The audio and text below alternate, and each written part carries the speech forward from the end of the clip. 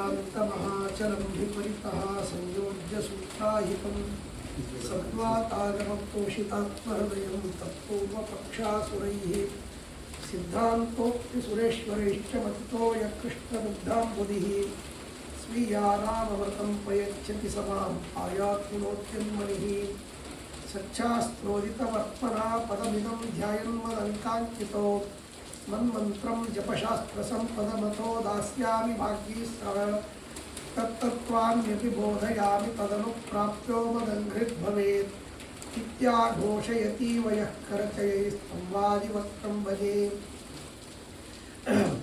आद्यादिलक्ष्मीर्भवसु प्रसन्ना विशुद्धविज्ञानसुखैकदोग्ध्री अज्ञानहन्त्री त्रिगुणातिरिक्ता प्रज्ञाननेत्री भवसु प्रसन्ना धर्मविज्ञानवैराग्यपरमैश्वर्यशालिनः आनन्दतीर्थभगवत्पादान् वन्दे निरन्तरं भवति यदनुभावादेडमूकोऽपि वाग्मी जडमतिरपि जन्तुर्जायते प्राज्ञमौनिः सकलवचनचेतो देवता भारती सा मम वचसि निधत्तां सन्निधिं मानसे च नमोऽस्तु तात्विका देवाः विष्णुभक्तिपरायणाः धर्ममार्गे प्रेरयन्तो भवन्तः सर्व एव हि यस्य वाक्कामधेनुर्नः कामितार्थान् प्रयच्छति सेवेतं जययोगीन्द्रं कामबाणच्छिदं सदा अस्मद्गुरुसमारम्भां टीकाकृत्पादमध्यगां श्रीमदाचार्यपर्यन्तां वन्दे गुरुपरम्परां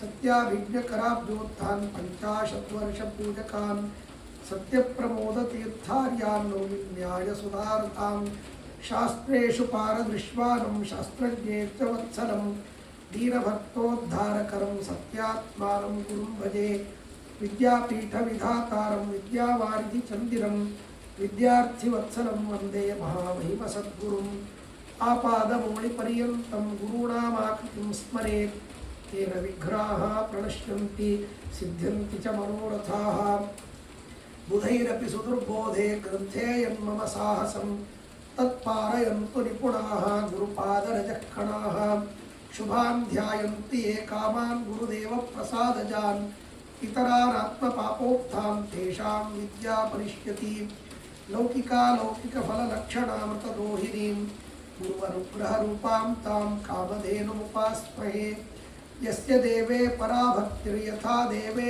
तथा गुरौ तस्ते कथिताह्यर्थाः प्रकाशन्ते महत्मनः स्वस्तिस्तु सतावशेषसन्मङ्गलानि भवन्तु श्रीगुरुभ्यो नमः हरि ओं हरि ओं हरि ओं ಕಂಸನ ಸಂಹಾರವಾದ ವಿಚಾರವನ್ನು ಹೋದ ಬಾರಿ ನಾವು ತಿಳಿದುಕೊಂಡಿದ್ವಿ. ಆಮೇಲೆ ಪರಮಾತ್ಮ ಏನು ಮಾಡಿದ ಅನ್ನುವಂಥ ವಿಚಾರವನ್ನು ವಾದಿರಾಜ ಸ್ವಾಮಿಗಳು ತಿಳಿಸ್ತಾ ಹೋಗ್ತಾರೆ. ತತಃ ಸದಸ್ಯುಗ್ರಸೇನ ಆಹೂಯ ಮಧುರಾಪತಿ ಯದೂನಾಮಧಿಪಂ ಚಕ್ರೆ ಮುದಾ ಪ್ರಣತವತ್ಸಲಃ. ಪರಮಾತ್ಮ ಯಾರು ಶರಣು ಬರ್ತಾರೆ ಅವರನ್ನು ರಕ್ಷಣೆ ಮಾಡುವಂತಹ ವಿಶೇಷವಾದ ಸ್ವಭಾವವನ್ನು ಹೊಂದಿರತಕ್ಕಂಥವನು ಭಗವಂತ. ಹಾಗಾಗಿ ಆ ಕಂಸನ ತಂದೆಯಾಗಿರತಕ್ಕಂಥ ಉಗ್ರಸೇನನನ್ನು ಕರೆದು ಪರಮಾತ್ಮ ಅವನಿಗೆ ದಿವ್ಯವಾಗಿರತಕ್ಕಂಥ ಪಟ್ಟಾಭಿಷೇಕವನ್ನು ಮಾಡಿದ್ದಾನಂತೆ ಅಂತನ್ನುವಂಥ ಮಾತನ್ನು ಹೇಳ್ತಾರೆ. ಅದಕ್ಕೆ ಹೇಳ್ತಾ ವಾದಿರಾಜ ಸ್ವಾಮಿಗಳು ಏನಪ್ಪ ಅಂತಂದರೆ ಒಂದು ಮಾತನ್ನು ಕೃಷ್ಣನನ್ನು ವರ್ಣನೆ ಮಾಡ್ತಾ, ನಾವು ಕೃಷ್ಣನ ಭಕ್ತರು, ಹಾಗಾಗಿ ನಮಗೂ ಕೃಷ್ಣನಿಗೂ ಸಾಮ್ಯ ಇದೆ ಅಂತನ್ನುವಂಥ ವಿಚಾರವನ್ನು ಹೇಳ್ತಾ ಏನು ಅಂದರೆ, ರಾಜ್ಯಂ ಮೇ ತವ ಶಾಸ್ತ್ರಮೇವ ನಿಯಮಾಃ ಸೇನಾತಿತಿಕ್ಷಾಂಗನ ನಿತ್ಯಂ ಭಕ್ತಿ ವಿರಕ್ತಿ ದೈನ್ಯ ಶಮನ ಜ್ಞಾನಾದಿಲಾಭೋಧನಂ ಮಚ್ಛ್ರೋತ್ರಾಂತಿಕ ಸಂಗತೆ ತವ ಯಶೋಧಾರೆ ಸ್ಫುರಚ್ಚಾಮರೆ ಛತ್ರಂ ಮೂರ್ಧ್ನಿಕೃತಂ ಭವಾತಪಹರಂ ಹಸ್ತಾರವಿಂದಂ ತವ.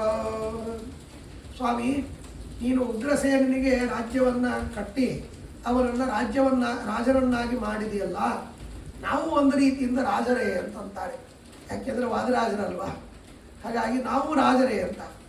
ಏನು ರಾಜರು? ನಮಗೆ ಹೇಗೆ ರಾಜರು? ನಾವು ಹೇಗೆ ರಾಜರು? ನಮಗೆ ಯಾವುದು ರಾಜ್ಯ? ಸೈನ್ಯ ಯಾರು? ಸೇನಾಧಿಪತಿಗಳು ಯಾರು? ಇದೆಲ್ಲ ಅಂತಂದರೆ ಅದಕ್ಕೆ ಬಹಳ ಸುಂದರವಾಗಿ ಹೇಳ್ತಾರೆ. ಸ್ವಾಮಿ ನಮಗೆ ಯಾವುದು ರಾಜ್ಯ ಅಂದರೆ ನಿನ್ನ ದಿವ್ಯವಾದ ಮಹಿಮೆಯನ್ನು ಕೊಂಡಾಡುವಂತಹ ಯಾವ ವೇದಾಂಗ ಶಾಸ್ತ್ರಗಳಿವೆ ಅದೇ ನಮಗೆ ರಾಜ್ಯ. ಅದಕ್ಕೆ ವೇದಾಂತ ಸಾಮ್ರಾಜ್ಯದಲ್ಲಿ ಅಭಿಷೇಕ ಮಾಡಿದರು ಅಂತಂತ. ಸನ್ಯಾಸಿಗಳಿಗೆ ಪಟ್ಟಾಭಿಷೇಕ ಅಂದರೆ ಸನ್ಯಾಸವನ್ನು ಕೊಟ್ಟರೆ ವೇದಾಂತ ಸಾಮ್ರಾಜ್ಯದಲ್ಲಿ ಅಭಿಷೇಕ ಮಾಡಿದರು ಅಂತ. ಹಾಗೆ ನಮ್ಮದು ಕೂಡ ವೇದಾಂತ ಸಾಮ್ರಾಜ್ಯ. ಇದು ಅದ್ಭುತವಾಗಿರ್ತಕ್ಕಂಥ ರಾಜ್ಯ. ಇದರಲ್ಲಿ ಮತ್ತೇನಪ್ಪ ಅಂತಂದರೆ ಈ ವೈಷ್ಣವ ವ್ರತಗಳೇನಿವೆಯಲ್ಲ, ಬೇರೆ ಬೇರೆ ನಿಯಮಗಳು, ವಿಷ್ಣು ಪಂಚಕ ಅಥವಾ ವಿಷ್ಣು ಪಂಚಕ ಅಂತಂದ್ರಿ, ಚಾತುರ್ಮಾಸ್ಯ ಅಂತಂದ್ರಿ, ಬೇರೆ ಬೇರೆ ನಿಯಮ ವ್ರತಗಳೇನಿವೆಯಲ್ಲ ಇವೇ ನಮಗೆ ಮತ್ತೇನಪ್ಪ ಅಂತಂದರೆ ದಿವ್ಯವಾಗಿರ್ತಕ್ಕಂಥ ಚತುರಂಗ ಸೈನ್ಯ ಅಂತ. ಆ ನಿಯಮಗಳೇ ನಮಗೆ ಚತುರಂಗ ಸೈನ್ಯ. ಆಮೇಲೆ ಮತ್ತೇನಪ್ಪ ಅಂತಂದರೆ ವಿಧ ವಿಧವಾಗಿರತಕ್ಕಂತಹ ರೀತಿಯಲ್ಲಿ ನಾವು ಬೇರೆ ಬೇರೆ ಏನು ಸುಖವನ್ನು ಪಡಿತೇವಲ್ಲ, ಆ ಸುಖವನ್ನು ಯಾವುದರಿಂದ ಪಡಿತೇವೆ ಅಂದರೆ ಸಹನೆಯಿಂದ ಸುಖವನ್ನು ಪಡಿತೇವೆ. ಯಾಕೆಂದರೆ ಸನ್ಯಾಸಿಗಳಿಗೆ ಬೇಕಾಗಿರತಕ್ಕಂಥದ್ದು ಪ್ರಧಾನವಾಗಿರ್ತಕ್ಕಂಥದ್ದು ಸಿಟ್ಟನ್ನು ಕಳೆಯುವಂಥದ್ದು. ಸಿಟ್ಟಿಗೆ ಬರಬಾರ್ದು ಸನ್ಯಾಸಿ. ಹಾಗಾಗಿ ಅವರಿಗೆ ಪ್ರಧಾನವಾಗಿರ್ತಕ್ಕಂಥದ್ದು ಯಾವುದು ಅಂದರೆ ಸಹನ. ಆ ಸಹನ ಅಂತನ್ನೋದು ಸಂಸ್ಕೃತದಲ್ಲಿ ಸ್ತ್ರೀಲಿಂಗ ಇದೆ. ಹಾಗಾಗಿ ಆ ಸ್ತ್ರೀಲಿಂಗ ಇರತಕ್ಕಂಥ ಸಹನ ಅಂತನ್ನುವಂತಹ ಏನಿದೆ ಶಕ್ತಿ, ಅದೇ ನಮಗೆ ಹೆಂಡತಿ, ಪಟ್ಟದ ಅರಸಿ ಅಂತ. ಹಾಗಾಗಿ ಅವಳನ್ನು ನಾವು ಮದುವೆ ಆಗಿದ್ದೇವೆ. ಆಮೇಲೆ ನಮಗೆ ಮಕ್ಕಳು ಯಾರು ಅಂತಂದರೆ ಅದಕ್ಕೆ ಹೇಳ್ತಾರೆ ದೈವಭಕ್ತಿ, ವಿಷಯ ವೈರಾಗ್ಯ, ಇವುಗಳೇ ನಮಗೆ ಮಕ್ಕಳು. ಹಾಗಾಗಿ ಆ ಭಕ್ತಿ ಅಂತನ್ನೋದು ಇದು ಮತ್ತೇನಪ್ಪ ಅಂದರೆ ಸ್ತ್ರೀಲಿಂಗದಲ್ಲೇ ಇದೆ. ಅದಕ್ಕಾಗಿ ನಮ್ಮಲ್ಲಿ ಹೇಳ್ತಾರಲ್ಲ ಆರತಿಗೊಬ್ಬರು ಕೀರ್ತಿಗೊಬ್ಬರು ಅಂತ. ಹಾಗೆ ಈ ಭಕ್ತಿ ಇದು ಹೆಣ್ಣು, ಆಮೇಲೆ ವೈರಾಗ್ಯ ಇದು ಗಂಡು. ಹಾಗಾಗಿ ಇವರಿಬ್ಬರು ಮಕ್ಕಳು ಅಂತ ನಮಗೆ ಇರತಕ್ಕಂಥದ್ದು. ಆಮೇಲೆ ನಮಗೆ ಮತ್ತು ರಾಜರಂದ ಮೇಲೆ ಚಾಮರ ಹಾಕಬೇಕಲ್ಲ, ಛತ್ರಿ ಹಿಡಿಬೇಕಲ್ಲ. ಮತ್ತು ನಮಗೆ ಯಾರು ಮಾಡ್ತಾರೆ ಅಂದರೆ ಭಗವಂತನ ಕೀರ್ತನೆಗಳೇನು ನಮ್ಮ ಕಿವಿ ತನಕ ಬರ್ತಾವಲ್ಲ ಅವೇ ಚಾಮರಗಳು. ನಮಗೆ ಆ ಕೀರ್ತಿಯನ್ನು ಕೇಳ್ತೇವಲ್ಲ, ಶ್ರವಣದಿಂದ ಗಾಳಿಯಿಂದ ಬಂದ ಶಬ್ದಗಳು ನಮ್ಮ ಕಿವಿಗೆ ಬೀಳುತ್ತವೆ, ಅವೇ ನಮಗೆ ಚಾಮರಗಳು. ಆಮೇಲೆ ನಮಗೆ ಛತ್ರಿ ಯಾವುದು ಅಂತಂದರೆ ನಿನ್ನ ಆಶೀರ್ವಾದ ರೂಪವಾದ ಕೈಯನ್ನು ನಮ್ಮ ತಲೆ ಮೇಲೆ ಇಡ್ತೀಯಲ್ಲ ಅದೇ ನಮಗೆ ಛತ್ರ ಅಂತ ಹೇಳ್ತಾರೆ ಮದ್ರಾಸ್ ಸ್ವಾಮಿಗಳು ಭಾಳ ಸೊಗಸಾಗಿ. ಹೀಗೆ ಆ ರೀತಿಯಲ್ಲಿ. ಆಮೇಲೆ ಮತ್ತೇನಪ್ಪ ಅಂದರೆ ಇರಲಿಕ್ಕೆ ರಾಜ್ಯ ಬೇಕಲ್ಲ, ಆ ಒಂದು ಸ್ಥಳ ರಾಜಧಾನಿ ಅಂತ ಕರಿತೀವಲ್ಲ ಅದು ಯಾವುದು ಅಂತಂದರೆ ಅದಕ್ಕೆ ಮುಂದಿನ ಶ್ಲೋಕದಲ್ಲಿ ಹೇಳ್ತಾರೆ ತ್ವಕ್ಷೇತ್ರಂ ಮಮ ದುರ್ಗಮಾರ್ಯ ಕರುಣಾಂ ವರ್ಮತ್ವದಂಘ್ರಿಧ್ವಜ ಸಕ್ತಸ್ತೌಮ್ಯ ಮನೋರಥೋ ಮಮ ರಥಃ ಛಂದಾಂಸ್ಯ ಮಂದಾಹಯಾಂ ಪ್ರಾಣಸ್ಸಾರಥಿರಾಯುಧಂ ತದವಿದಾ ಜೇಯಕ್ಕಲಿಸ್ತದ್ಭಟಾಃ ಶಕ್ತೇಷಾಂ ನಗರೀ ಚ ಸಂಸೃತಿರಥೋ ಲಭ್ಯ ವಿಮುಕ್ತಿ ಪುರಾ. ನಮಗೆ ಮತ್ತೇನಪ್ಪ ಅಂದರೆ ದಿವ್ಯವಾಗಿರ್ತಕ್ಕಂತಹ ಈ ರಾಜ್ಯಕ್ಕೆ ಕೋಟೆಯನ್ನು ಕಟ್ಟಬೇಕು. ಕೋಟೆ ಕಟ್ಟಿದ ಯಾಕೆ ಕಟ್ತಾರೆ ಅಂದರೆ ಶತ್ರುಗಳು ಬರಬಾರದು ಅಂತ. ಹಾಗಾಗಿ ಆ ಕೋಟೆ ಯಾವುದು ಅಂತಂದರೆ ನಿನ್ನ ವಿಶಿಷ್ಟವಾಗಿರ್ತಕ್ಕಂಥ ಕ್ಷೇತ್ರಗಳು, ಬೇರೆ ಬೇರೆ ಬೇರೆ ಬೇರೆ ಏನು ಕ್ಷೇತ್ರಗಳಿವೆ, ಆ ಕ್ಷೇತ್ರಗಳಿಗೆ ಮತ್ತೇನಪ್ಪ ಅಂದರೆ ನಾವು ಅಲ್ಲಿ ವಾಸ ಮಾಡ್ತೇವೆ, ಅವೇ ನಮಗೆ ಭದ್ರವಾದ ಕೋಟೆಗಳು. ಆಮೇಲೆ ಶತ್ರುಗಳು ಯಾರು ಅಂತಂದರೆ ಕಲಿಯೇ ಶತ್ರುಗಳು, ಕಲಿಯೇ ನಮಗೆ ಶತ್ರು. ಆಮೇಲೆ ಆ ಶತ್ರುವನ್ನು ಮತ್ತೇನಪ್ಪ ಅಂತಂದರೆ ಅನುಸರಿಸ್ತಕ್ಕಂತಹ ಸೈನಿಕರು ಯಾರು ಅಂದರೆ ನಮ್ಮಲ್ಲಿ ಇರತಕ್ಕಂತಹ 6 ಅರಿಷಡ್ ವರ್ಗಗಳು. ಯಾವ್ಯಾವು ಅಂದರೆ ಕಾಮಕ್ರೋಧ ಲೋಭ ಮೋಹ ಮದ ಮಾತ್ಸರ್ಯ ಅಂತನ್ನೋದು ಇದು ಕಲಿಯ ಶತ್ರುಗಳಾಗಿದ್ದ ಮತ್ತು ಅವರ ಅನುಯಾಯಿಗಳಾಗಿರ್ತಕ್ಕಂಥ ಸೈನಿಕರು. ಅವರನ್ನು ಮತ್ತೇನಪ್ಪ ಅಂತಂದ್ರೆ ನಾವು ಗೆಲ್ಲಬೇಕು, ಇದೇ ನಮಗೆ ಶತ್ರು ಜಯ ಅಂತನ್ನೋದು. ಅವುಗಳನ್ನು ಗೆಲ್ಲಬೇಕಾದ್ರೆ ನಮಗೆ ಖಡ್ಗ ಯಾವುದು ಅಂದರೆ ಪರಮಾತ್ಮ ನಿನ್ನ ಜ್ಞಾನವೇ ಖಡ್ಗ. ಹಾಗಾಗಿ ದೇವರು ಕೂಡ ಇದನ್ನು ಹೇಳಿದ್ದಾನೆ, ಚಿಂದ್ಯ ಜ್ಞಾನಾಸಿರಾವರೇಣ ಅಂತ. ಜ್ಞಾನ ಎನ್ನುವಂಥ ಖಡ್ಗದಿಂದ ಈ ಸಂಸಾರ ಎನ್ನುವಂಥ ವೃಕ್ಷವನ್ನು ಛೇದನ ಮಾಡಬೇಕು ಅಂತ ಪರಮಾತ್ಮ ಹೇಳಿದ್ದ. ಹಾಗಾಗಿ ಈ ಜ್ಞಾನ ಅಂತನ್ನೋದೇ ನಮಗೆ ಖಡ್ಗ. ಅದನ್ನು ತೆಗೆದುಕೊಂಡು ಯುದ್ಧ ಮಾಡ್ತಾ ಆ ಎಲ್ಲ ವಿಧವಾಗಿರ್ತಕ್ಕಂಥ ಕಲಿಯನ್ನು ಮತ್ತೇನಪ್ಪ ಅಂದರೆ ನಿಗ್ರಹ ಮಾಡುವಂಥದ್ದು ನಮ್ಮ ವಿಶಿಷ್ಟವಾಗಿರ್ತಕ್ಕಂಥ ಇದು. ನಮಗೆ ಮತ್ತೇನಪ್ಪ ಅಂದರೆ ಆಯುಧಗಳು ಯಾವುದು ಅಂದರೆ ತ್ವದಭಿಧ, ನಿನ್ನ ನಾಮಗಳೇ ನಮಗೆ ಆಯುಧಗಳು, ಬೇರೆ ಬೇರೆ ವಿಧವಾಗಿರ್ತಕ್ಕಂಥ ಆಯುಧಗಳು. ಜ್ಞಾನ ಅಂತನ್ನುವುದು ಖಡ್ಗ. ಆಮೇಲೆ ನಮಗೆ ರಥಕ್ಕೆ ಸಾರಥಿಗಳು ಯಾರು ಅಂದರೆ ವಾಯುದೇವರೇ ನಮಗೆ ಸಾರಥಿಗಳು, ಏಕೆಂದರೆ ಅವರೇ ತಾನೇ ಈ ಉಸಿರಾಟಗಳನ್ನು ಮಾಡ್ತಾರೆ. ಆಮೇಲೆ ನಮಗೆ ಕುದುರೆಗಳು ಯಾರು ಅಂದರೆ ಈ ಇಂದ್ರಿಯಗಳೇ ಕುದುರೆಗಳು. ಇದು ಸ್ಪಷ್ಟವಾಗಿ ಮತ್ತು ಉಪನಿಷತ್ತುಗಳು ತಿಳಿಸ್ತವೆ. ಈ ರೀತಿಯಲ್ಲಿ ಇರ್ತಕ್ಕಂಥದ್ದು. ಆ ಶತ್ರುಗಳ ನಗರ ಯಾವುದು ಅಂದರೆ ಸಂಸಾರವೇ ದೊಡ್ಡ ನಗರ ಶತ್ರುಗಳಿಗೆ. ಕಲಿಯ ಈ ನಗರ ಇದು ಸಂಸಾರ. ಇದನ್ನು ಗೆದ್ದರೆ ಆ ಸಂಸಾರವನ್ನು ದಾಟಿ ನಾವು ಮುಕ್ತಿ ಅಂತನ್ನುವಂಥ ಏನು ರಾಜ್ಯವನ್ನು ಪಡಿತೇವೆ, ಇದು ನಮಗೂ ಕೂಡ ಇರತಕ್ಕಂಥದ್ದು. ನಾವು ಒಂದು ರೀತಿಯಿಂದ ರಾಜ್ಯದಲ್ಲಿ ರಾಜರಾಗಿರ್ತಕ್ಕಂಥವರು. ಸ್ವಾಮಿ, ನೀನು ನಮಗೆ ಈ ರೀತಿಯಲ್ಲಿ ಕರುಣೆಯನ್ನು ಮಾಡಿ ಅಭಿಷೇಕ ಮಾಡಿರ್ತಕ್ಕಂಥ ರಾಜರು ಅಂತ ಪಾದರಾಜ ಸ್ವಾಮಿಗಳು ಹೇಳ್ತಾರೆ. ಆಮೇಲೆ ಪರಮಾತ್ಮ ಏನು ಮಾಡಿದ ಅಂದರೆ ಎಲ್ಲೆಲ್ಲಿ ಯಾವ ಯಾವ ರಾಜ್ಯವನ್ನು ಗೆದ್ದೋ, ಶತ್ರುಗಳನ್ನು ಸದೆಬಡಿದೋ, ಅಲ್ಲಿ ಎಲ್ಲ ಕಡೆಗೂ ಕೂಡ ರಾಜ್ಯವನ್ನು ತಾನು ಸ್ವೀಕಾರ ಮಾಡದೇನೆ ಭಗವಂತ ಅವರವರ ಮಕ್ಕಳನ್ನು ರಾಜ್ಯದಲ್ಲಿ ಕೂಡಿಸಿ ಮತ್ತು ಪಟ್ಟಾಭಿಷೇಕ ಮಾಡಿ ಬಂದ್ಬಿಡ್ತಾನೆ. ಇದು ಅನೇಕ ಕಡೆ, ಒಂದಲ್ಲ ಎರಡಲ್ಲ, ನೂರಾರು ಕಡೆಗೆ ಪರಮಾತ್ಮನ ಈ ಚರಿತ್ರೆಯನ್ನು ಭಾಗವತದಲ್ಲಿ, ಮಹಾಭಾರತದಲ್ಲಿ ಕೇಳ್ತೇವೆ, ಪುರಾಣಗಳಲ್ಲಿ ಕೇಳ್ತೇವೆ. ಹೀಗಾಗಿ ಜರಾಸಂಧನನ್ನು ಕೊಂದಾಗ ಪರಮಾತ್ಮ ಮತ್ತೆ ಅದರ ರಾಜ್ಯವನ್ನು ಎಲ್ಲವನ್ನು ಕಸ್ಕೊಂಡು ಬರಬೇಕಾಗಿತ್ತು. ಕಸ್ಕೊಂಡು ಬರಲಿಲ್ಲ ಭಗವಂತ. ಅಲ್ಲಿ ಸಹದೇವ ಅಂತ ಜರಾಸಂಧನ ಮಗ, ಅವನಿಗೆ ಪಟ್ಟಾಭಿಷೇಕ ಮಾಡಿ ಅವರನ್ನು ರಾಜ್ಯವನ್ನು ಕೊಟ್ಟು ಬಿಡ್ತಾನೆ. ಆಮೇಲೆ ನರಕಾಸುರನ ಹತ್ರ ಹೋಗಿರ್ತಾನೆ. ನರಕಾಸುರ ಎಂಥ ಘೋರವಾಗಿರ್ತಕ್ಕಂತಹ ವ್ಯಕ್ತಿ. ಅವನ ರಾಜ್ಯಕ್ಕೆ, ಅವನ ಊರಿಗೆ ಹೋಗಬೇಕು ಅಂದರೆ 7 ವಿಧವಾದ ಆವರಣಗಳನ್ನು ನಿರ್ಮಾಣ ಮಾಡಿಕೊಂಡಿರ್ತಾನೆ ಅವನು ಬ್ರಹ್ಮದೇವರ ವರದಿಂದ. ಹೀಗಾಗಿ ಆ ಎಲ್ಲ ಆವರಣಗಳನ್ನು ದಾಟಿ ಅವನ ಊರಿಗೆ ಹೋಗಿ ಅವರನ್ನು ಸಂಹಾರ ಮಾಡಿ ಆದ ಮೇಲೂ ಕೂಡ ಅವನ ಮಗನಾಗಿರ್ತಕ್ಕಂಥ ಭಗದತ್ತನಿಗೆ ರಾಜ್ಯವನ್ನು ಕಟ್ಟಿ ಪರಮಾತ್ಮ ಬರ್ತಾನೆ, ಹೊರತು ಆ ರಾಜ್ಯವನ್ನು ಸ್ವೀಕಾರ ಮಾಡುವುದಿಲ್ಲ. ಇಷ್ಟು ವಿಚಿತ್ರ ಪರಮಾತ್ಮನದು. ಶಿಶುಪಾಲನನ್ನು ಕೊಲ್ತಾನೆ, ಅವನ ಮಗನನ್ನು ರಾಜನನ್ನಾಗಿ ಮಾಡ್ತಾನೆ. ಪೌಂಡ್ರಕ ವಾಸುದೇವರನ್ನು ಕೊಲ್ತಾನೆ, ಅವನ ಮಗನನ್ನು ರಾಜನನ್ನಾಗಿ ಮಾಡ್ತಾನೆ, ಹೊರತು ಎಲ್ಲಿಯೂ ಪರಮಾತ್ಮ ರಾಜ್ಯವನ್ನು ಸ್ವೀಕಾರ ಮಾಡುವುದಿಲ್ಲ. ಇದು ಪರಮಾತ್ಮನ ಒಂದು ವಿಶಿಷ್ಟವಾಗಿರ್ತಕ್ಕಂಥ ಮಹಿಮೆ. ಆ ರೀತಿಯಲ್ಲಿ ಭಾಗವತದಲ್ಲಿ ಕೇಳ್ತಾರೆ. ಹಾಗೆ ಪರಮಾತ್ಮ ಇಲ್ಲಿಯೂ ಕೂಡ ಕಂಸನನ್ನು ಕೊಂದಾಗ ರಾಜ್ಯವನ್ನು ತಾನು ಸ್ವೀಕಾರ ಮಾಡಲಿಲ್ಲ, ಉಗ್ರಸೇನನನ್ನು ಕರೆದು ಪಟ್ಟಾಭಿಷೇಕವನ್ನು ಮಾಡಿಬಿಟ್ಟ. ಹೀಗಾಗಿ ಪರಮಾತ್ಮ ಈ ರೀತಿಯಲ್ಲಿ ಎಂದಿಗೂ ರಾಜನಾಗದೆ ಅವನಿದ್ದ. ಹಾಗಾಗಿ ವಾದರಾಜ ಸ್ವಾಮಿಗಳು ಇಷ್ಟು ತನಕ ನಾವು ನಿನ್ನಿಂದ ಅಭಿಷಿಕ್ತರಾಗಿರ್ತಕ್ಕಂಥ ರಾಜರು ಅಂತ ಹೇಳಿಕೊಂಡು ಈಗ ನಿನ್ನಂತೆ ನಾವು ರಾಜರಲ್ಲ ಅಂತ ಹೇಳ್ತಾರೆ, ವಿಶಿಷ್ಟವಾಗಿರ್ತಕ್ಕಂಥ ರೀತಿಯಲ್ಲಿ. ಏಕೆ ಅಂದರೆ ಯಥಾತ್ವಂ ಸತತಂ ಪೂರ್ಣ ಸಾಮ್ರಾಜ್ಯಂ ನೆಚ್ಛಸಿ ಪ್ರಭೋ ತಥಾ ತ್ವತ್ಸೇವಯಾ ಪೂರ್ಣ ವಯಮಪ್ಯಬ್ಜಲೋಚನ.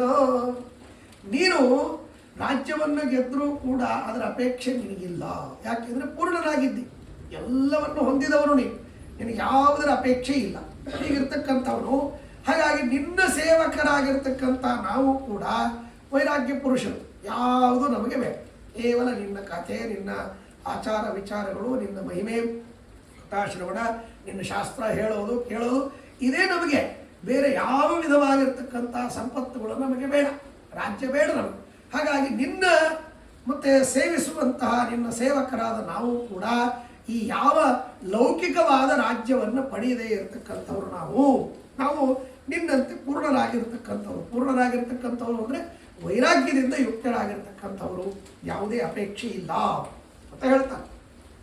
ಏ ತ್ವಾಂ ಶಾಸ್ತ್ರ ವಿಚಾರ ವಿಸ್ತೃತ ದಿಯ ಶ್ರೇಯಸ್ಕರಂ ಶ್ರೀಕರಂ ಸೇವಂತೆ ಪುಲಕಾಂಕಿತಾಂಗ ಮುದಿತ ಪ್ರೇಮಾಷ್ಟು ಧಾರಾಧರ ತೇಷಾಂ ನೈಹಿಕ ಸಂಪದಸ್ತಿ ವಿದುಷಾಂ ಇತ್ಯಜ್ಞ ಗೀತಾಂ ಕಥಾಂ ನಾಥೋನ್ಮೂಲಯಿತುಂ ಕರೋಮಿ ಗದಿತಂ ನಸ್ಯಾನ್ಮಧೋ ಮೇ ಹೃದಯ. ಆಮೇಲೆ ಇನ್ನೊಂದು ಪರಮಾತ್ಮನಿಗೆ ಪ್ರಾರ್ಥನೆ ಮಾಡ್ತಾರೆ, ಬಹಳ ಸುಂದರವಾಗಿರ್ತಕ್ಕಂಥದ್ದು. ಸ್ವಾಮಿ, ಶಾಸ್ತ್ರಜ್ಞಾನವನ್ನು ಮಾಡಿಕೊಂಡ ವ್ಯಕ್ತಿಗಳಿಗೆ ಸಾಮಾನ್ಯವಾಗಿ ಅಹಂಕಾರ ಬರ್ತದೆ. ಸಾಮಾನ್ಯವಾಗಿ ಅದು ಸ್ವಲ್ಪವೇ ಓದಿದ್ರೂ ಕೂಡ ಅವನಿಗೆ ಅಹಂಕಾರ, ತುಂಬ ಓದಿದವರಿಗೆ ಅಹಂಕಾರ ಇರುವುದಿಲ್ಲ. ಯಾಕೆಂದರೆ ಅದು ಭಾಗವತವೂ ಹೇಳ್ತದೆ, ಬೇರೆ ಕಡೆಗೂ ಬರತಕ್ಕಂಥದ್ದು. ಹಾಗಾಗಿ ಮುರಾರಿ ಇದರ ಬಗ್ಗೆ ಒಂದು ಮಾತು ಹೇಳ್ತಾರೆ, ಏನು ಅಂದರೆ ಯದಾ ಕಿಂಚಿಜ್ಞೋಹಂ ದ್ವಿಪೈವ ಮದಾಂಧಸ್ತಮಭವಂ ತದಾ ಸರ್ವಜ್ಞೋಸ್ಮೀತ್ಯಭವದವಲಿಪ್ತಂ ಮಮ ಮನಃ ಯದಾ ಕಿಂಚಿತ್ ಬುಧಜನ ಸಕಾಶಾದವಗತಂ ತದಾ ಮೂರ್ಖೋಸ್ಮೀತಿ ಜ್ವರ ಇವ ಮದೋ ಮೇ ವ್ಯಪಗತಃ ಅಂತ ಹೇಳ್ತಾರೆ. ಯಾವಾಗ ಸ್ವಲ್ಪ ಸ್ವಲ್ಪ ಜ್ಞಾನವನ್ನು ಮಾಡಿಕೊಳ್ತಾ ಬಂದೆ ನಾನು, ಆಗ ಜೋರ ಅಹಂಕಾರ ಬಂದ್ಬಿಡುತ್ತೆ ನನಗೆ. ಆ ಅಹಂಕಾರದಿಂದ ಕಂಡವರನ್ನ ತೆಗಳಿದೆ, ಬೈದೆ, ನೀನೇನು ಅಂತೇಳಿ ತಿರಸ್ಕಾರ ಮಾಡಿದೆ, ಎಲ್ಲ ಮಾಡಿದೆ. ಆದರೆ ಯಾವಾಗ ನನಗೆ ಜ್ಞಾನಿಗಳ ಸಂಪರ್ಕ ಜಾಸ್ತಿ ಆಗ್ತಾ ಆಗ್ತಾ ಆಗ್ತಾ ಇನ್ನು ಜ್ಞಾನವನ್ನು ಮಾಡಿಕೊಳ್ತಾ ಹೋದೆ, ಆಗ ನನಗನಿಸ್ತು ನನಗೇನು ಬರುವುದಿಲ್ಲ, ನನಗಿಂತಲೂ ಮಹಾ ಜ್ಞಾನಿಗಳಿದ್ದಾರೆ ಅನ್ನುವಂಥ ವಿಚಾರವನ್ನು ತಿಳಿದು ಔಷಧಿಯನ್ನು ತೆಗೆದುಕೊಂಡಾಗ ಜ್ವರ ಹೇಗೆ ಹೊರಟು ಹೋಗಬೇಕೋ ಆ ರೀತಿಯಲ್ಲಿ ಜ್ಞಾನಿಗಳ ಸಂಪರ್ಕದಿಂದ ನನಗೆ ಎಲ್ಲ ಅಹಂಕಾರ ಹೊರಟೋಯ್ತು ಅನ್ನುವಂಥ ಮಾತನ್ನು ಹೇಳ್ತಾರೆ. ಹಾಗಾಗಿ ಈ ರೀತಿಯಲ್ಲಿ ಇರತಕ್ಕಂಥದ್ದು ಅನ್ನುವಂಥ ಮಾತನ್ನು ತಿಳಿಸ್ತಾರೆ. ಈ ರೀತಿಯಲ್ಲಿ ಅದನ್ನು ಹೇಳ್ತಾರೆ, ಏತ್ವಾಂ ಶಾಸ್ತ್ರ ವಿಚಾರ ವಿಸ್ತೃತಧಿಯ ಶ್ರೇಯಸ್ಕರಂ ಶ್ರೀಕರಂ ಸೇವಂತೆ. ಹಾಗಾಗಿ ಸ್ವಾಮಿ ಶಾಸ್ತ್ರವನ್ನು ಓದಿ ನಿನ್ನ ಜ್ಞಾನವನ್ನು ಪಡೆದುಕೊಂಡು ಅದರಲ್ಲಿ ತಲ್ಲೀನರಾಗಿ ಯಾವಾಗಲೂ ನಿನ್ನ ಮಹಿಮೆಯನ್ನು ತಿಳಿತಾ ಆನಂದ ಬಾಷ್ಪಗಳನ್ನು ಸುರಿಸ್ತಾ ಮೈ ರೋಮಾಂಚನಗೊಂಡು ಹೇಳತಕ್ಕಂಥ ವ್ಯಕ್ತಿಗಳು ಕೆಲವರು ಅವರಿಗೆ ಸರಿಯಾಗಿ ಜ್ಞಾನ ಇಲ್ಲ. ಅವರೇನು ಹೇಳ್ತಾರೆ ಅಂದರೆ, ಯಾರು ದೇವರನ್ನು ಭಜಿಸ್ತಾರೆ ಅವರಿಗೆ ಐಹಿಕ ಸಂಪತ್ತು ಹೊರಟು ಹೋಗ್ಬಿಡ್ತದೆ, ಇವತ್ತು ಈ ಇದರೊಳಗೆ ಬಡವರಾಗಿ ಬಿಡ್ತಾರೆ ಅಂತಂತಾರೆ. ಅದು ತಪ್ಪು ಅಂತಂತಾರೆ ವಾದಿರಾಜ ಸ್ವಾಮಿ. ಯಾಕೆಂದರೆ ದೇವರನ್ನು ಭಜನೆ ಮಾಡಿದ ವ್ಯಕ್ತಿಗೆ ಐಹಿಕವಾದ ಸಂಪತ್ತು ಸಿಗುತ್ತೆ, ಮೇಲಿನ ಲೋಕದಲ್ಲೂ ಉತ್ತಮವಾದ ಗತಿ ಆಗುತ್ತೆ. ಹಾಗಾಗಿ ಸ್ವಾಮಿ ಆ ವಿಧವಾದ ಸಂಪತ್ತು ನನಗೆ ನಿನ್ನ ಅನುಗ್ರಹದಿಂದ ಬರ್ತದೆ. ಅದು ಬಂದಾಗ ನಾನು ಅವರಿಗೆ ಮತ್ತೇನಪ್ಪ ಅಂದ್ರೆ ನಿನ್ನ ಮಾತು, ನಿನ್ನನ್ನು ದೇವರನ್ನ ಆರಾಧನೆ ಮಾಡಿದರೆ ಅವರಿಗೆ ಸಂಪತ್ತು ಸಿಗುವುದಿಲ್ಲ, ಐಶ್ವರ್ಯ ಸಿಗುವುದಿಲ್ಲ, ದಡ್ಡರಾಗ್ತಾರೆ, ಅದು ಏನು ದರಿದ್ರರಾಗ್ತಾರೆ ಅಂತನ್ನುವಂಥ ಮಾತು ಏನು ಹೇಳ್ತಾರೆ, ಆ ಮಾತನ್ನು ಸುಳ್ಳು ಮಾಡಬೇಕು. ಸುಳ್ಳು ಮಾಡಬೇಕು ಅಂದರೆ ನೀನು ನನಗೊಂದು ವ್ಯವಸ್ಥೆ ಮಾಡಬೇಕು. ಏನು ಮಾಡಬೇಕು ಅಂದರೆ, ಆ ಐಶ್ವರ್ಯ ಬರ್ತದಲ್ಲ ನಿನ್ನನ್ನು ಬಯಸಿದಾಗ, ಆ ಐಶ್ವರ್ಯ ಬಂದಾಗ ಅಹಂಕಾರ ನನ್ನಲ್ಲಿ ಬರದೇ ಇರಲಿ, ಅಹಂಕಾರ ನನ್ನಲ್ಲಿ ಬರದೇ ಇರಲಿ. ಅದಕ್ಕಾಗಿ ಸ್ವಾಮಿ ಆ ರೀತಿಯಲ್ಲಿ ನೀನು ನನಗೆ ಮಾಡು ಅಂತನ್ನುವಂಥ ಮಾತನ್ನು ಬೇಡ್ತಾ ಆಮೇಲೆ ಕಥೆಯನ್ನು ಹೇಳ್ತಾರೆ. ಉಗ್ರಸೇನಂ ಯದುಪತಿಂ ಚಕ್ರೇ ಚಕ್ರಧರ ಕಿಲಂ ಯದುಮಾತ್ರಾಧಿಪತ್ಯೇನ ತಸ್ಯ ವಿಶ್ವೇಶ್ವರಸ್ಯ ಕಿಂ.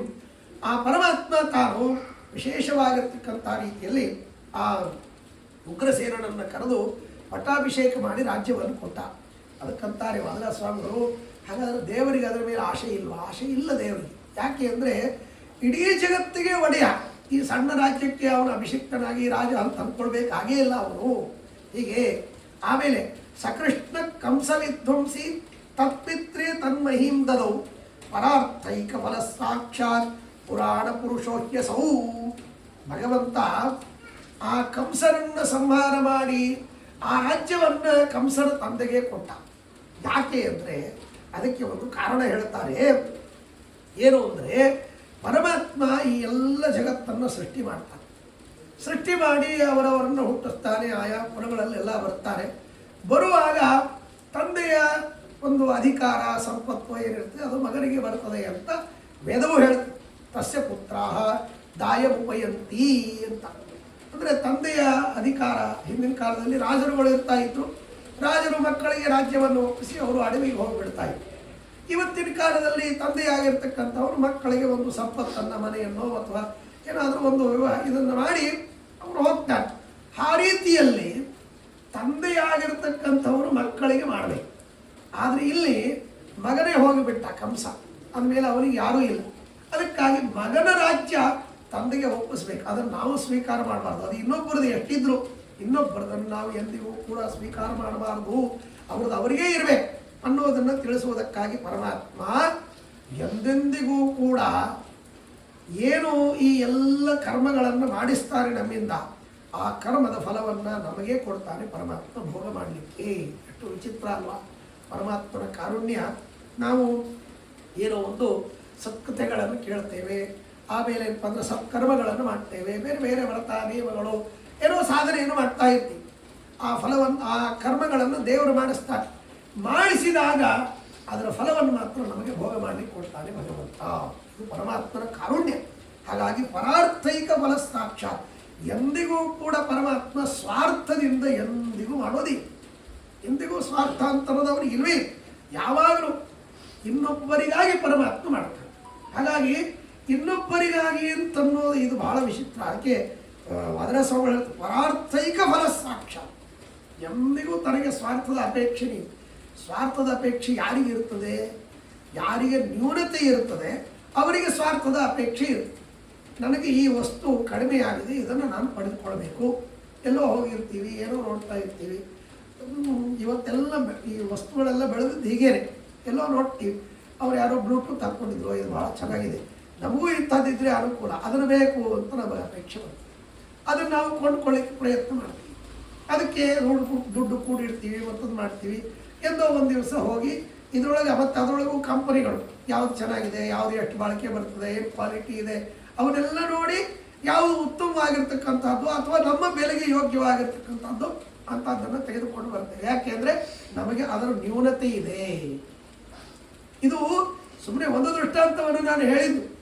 ಇಂಥದ್ದು ನೂರಾರು ಪ್ರತಿ ದಿವಸ ನಮಗೆ ಹಸಿವೆ ಆಗುತ್ತೆ. ಆ ಹಸಿವೆ ಒಂದು ನ್ಯೂನತೆ.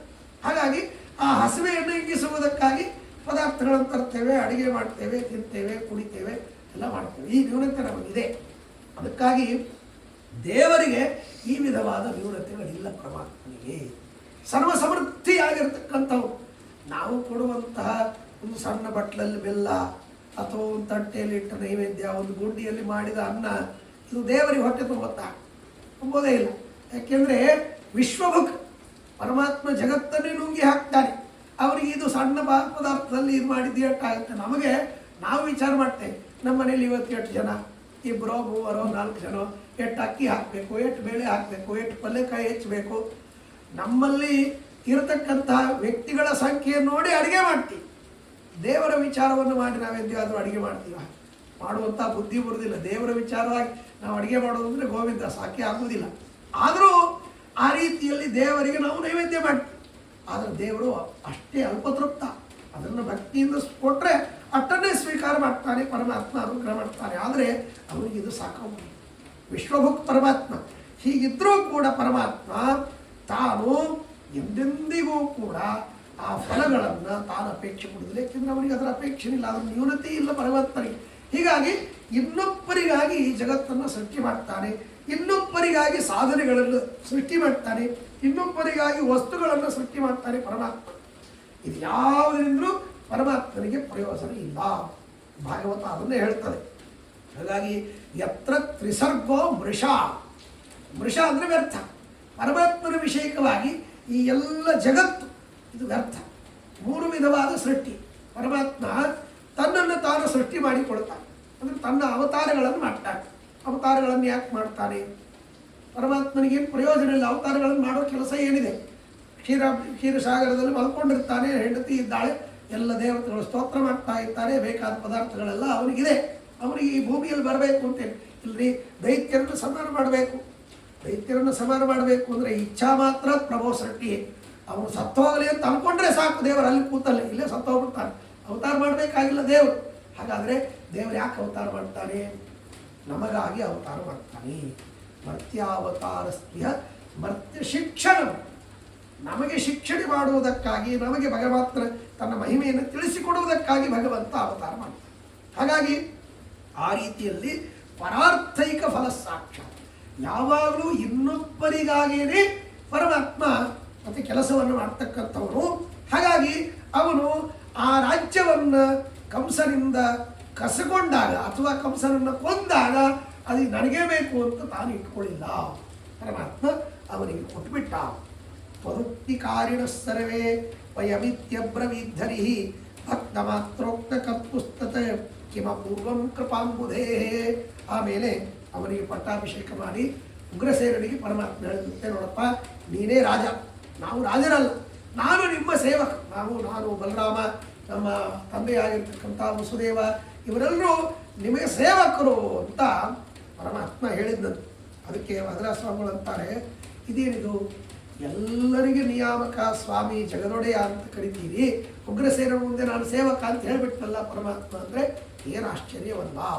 ಯಾಕೆಂದರೆ ಅಂಬರೀಷನ ಚರಿತ್ರೆಯಲ್ಲಿ ನಾವು ಕೇಳ್ತೇವೆ, ಅಂಬರೀಷನಿಗೆ ದೂರ್ವಾಸ ಋಷಿಗಳು ಶಾಪ ಕೊಟ್ಟರು. ಯಾಕೆಂದರೆ ನನ್ನನ್ನು ಊಟಕ್ಕೆ ಕರೆದು ನನ್ನನ್ನು ಬಿಟ್ಟು ನೀನು ಪಾಲನೆ ಮಾಡ್ತಾ ಇದ್ದಿ ಅಂತ ಒಂದು ಕೃತ್ಯವನ್ನು ಸೃಷ್ಟಿ ಮಾಡಿ ಅವನನ್ನು ಸಮಾನ ಮಾಡಲಿಕ್ಕೆ ಬಿಟ್ಟು, ಆಗ ಆ ಕೃತ್ಯವನ್ನು ಸಂಹಾರ ಮಾಡುವುದಕ್ಕಾಗಿ ಸುದರ್ಶನ ಚಕ್ರ ಇತ್ತು, ಬಂತು, ಆ ಕೃತ್ಯವನ್ನು ನಾಶ ಮಾಡಿ ದುರ್ವಾಸನ ಬೆನ್ನತ್ತಿ.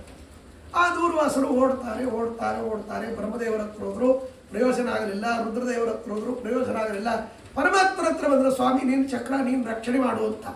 ಆಗ ಪರಮಾತ್ಮ ಹೇಳ್ತಾನೆ, ಅಹಂ ಭಕ್ತ ಪರಾಧೀನ, ನಾನು ಭಕ್ತರ ಅಧೀನಪ್ಪ, ಭಕ್ತರು ಹೇಳಿದಂತೆ ನಾನು ಕೇಳ್ತೀನಿ ಅಂತ ಪರಮಾತ್ಮ ಆ ದೂರ್ವಾಸ ಋಷಿಗಳಿಗೆ ಹೇಳಿ, ನೀನು ಎಲ್ಲಿ ಯಾರ ಹತ್ರ ತಪ್ಪು ಮಾಡಿದ್ದಿಲ್ಲ ಅಲ್ಲಿಗೆ ಹೋಗಿ ಬೇಡ್ಕೋ ಅಂತ ಹೇಳಿ ದೂರ್ವಾಸರು ಮತ್ತೆ ಓಡಿ ಬಂದು ಅಂಬರೀಷನ್ ಕಾಲಿಡಿದು ಕ್ಷಮೆಯಾಚನೆ ಮಾಡ್ತಾರೆ.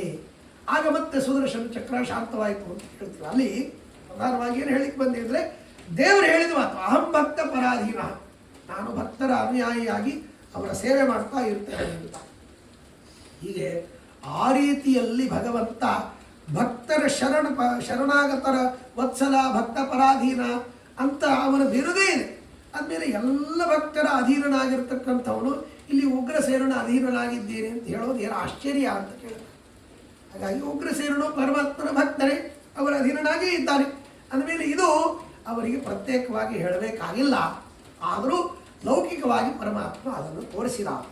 ಸೇನಾ ಮಧ್ಯಗತ ರಾಜನ್ ಸ್ವಯಮಿತ್ಯಾಹ ಮಾಧವ ವಿಶ್ವಮಧ್ಯಗತಸ್ಯಾಸ್ತ್ಯ ಸೇನಾಂತಕ್ಕಿನ್ನು ದೂಷಣಂ. ಆಮೇಲೆ ಪರಮಾತ್ಮ ಇನ್ನೊಂದು ಮಾತು ಹೇಳಿದಂತೆ, ಸ್ವಾಮಿ ಉಗ್ರಸೇನರೇ, ನಿಮ್ಮ ಸೈನ್ಯದ ಮಧ್ಯದಲ್ಲಿ ನಾನು ಒಬ್ಬನು ಅಂತ ಪರಮಾತ್ಮ ಹೇಳಿದ್ದಂತೆ. ಅದಕ್ಕೆ ಮಾದರಾ ಸ್ವಾಮಿಗಳಂತಾರೆ, ವಿಶ್ವಮಧ್ಯಗತಸ್ಯಾಸ್ಯ, ಇಡೀ ಜಗತ್ತಿನಲ್ಲಿ ಪರಮಾತ್ಮ ಇದ್ದಾನೆ. ಅವನು ಇಲ್ಲದೆ ಇರತಕ್ಕಂಥ ಸ್ಥಳವೇ ಇಲ್ಲ, ಎಲ್ಲ ಕಡೆಗೆ ಪರಮಾತ್ಮ ವ್ಯಾಪ್ತನಾಗಿದ್ದಾನೆ. ಅನ್ನೋದಕ್ಕಾಗಿ ಪರಮಾತ್ಮನಿಗೆ ಆತ್ಮ ಅಂತ ಕರೀತಾರೆ. ಆಸಮಂತ ತತಃ ವ್ಯಾಪ್ತ, ಆದ್ದರಿಂದಾಗಿ ಆತ್ಮ. ಪರಮಾತ್ಮ ಎಲ್ಲ ಕಡೆಗೆ ವ್ಯಾಪ್ತನಾಗಿ ಇದ್ದಾನೆ. ಆದಮೇಲೆ ಎಲ್ಲ ಕಡೆಗೆ ವ್ಯಾಪ್ತನಾಗಿ ಇದ್ದವನು ಸೈನ್ಯದಲ್ಲಿ ಇಲ್ವಾ? ಇದ್ದೇ ಇದ್ದಾರೆ, ಮತ್ತೆ ಯಾಕೆ ಹೇಳಬೇಕು? ಆದರೂ ಸುಮ್ಮನೆ ವ್ಯವಹಾರಕ್ಕಾಗಿ ಪರಮಾತ್ಮ ಹೇಳಿದ. ಅಂದಮೇಲೆ ಸೈನ್ಯ ಮಧ್ಯದಲ್ಲಿ ಇದ್ದದ್ದು ಏನು ಆಶ್ಚರ್ಯವಲ್ಲ, ಜಗತ್ತಿನ ಮಧ್ಯದಲ್ಲಿ ಇದ್ದಾನೆ ಅನ್ನುವಂಥ ಮಾತನ್ನು ಹೇಳ್ತಾರೆ.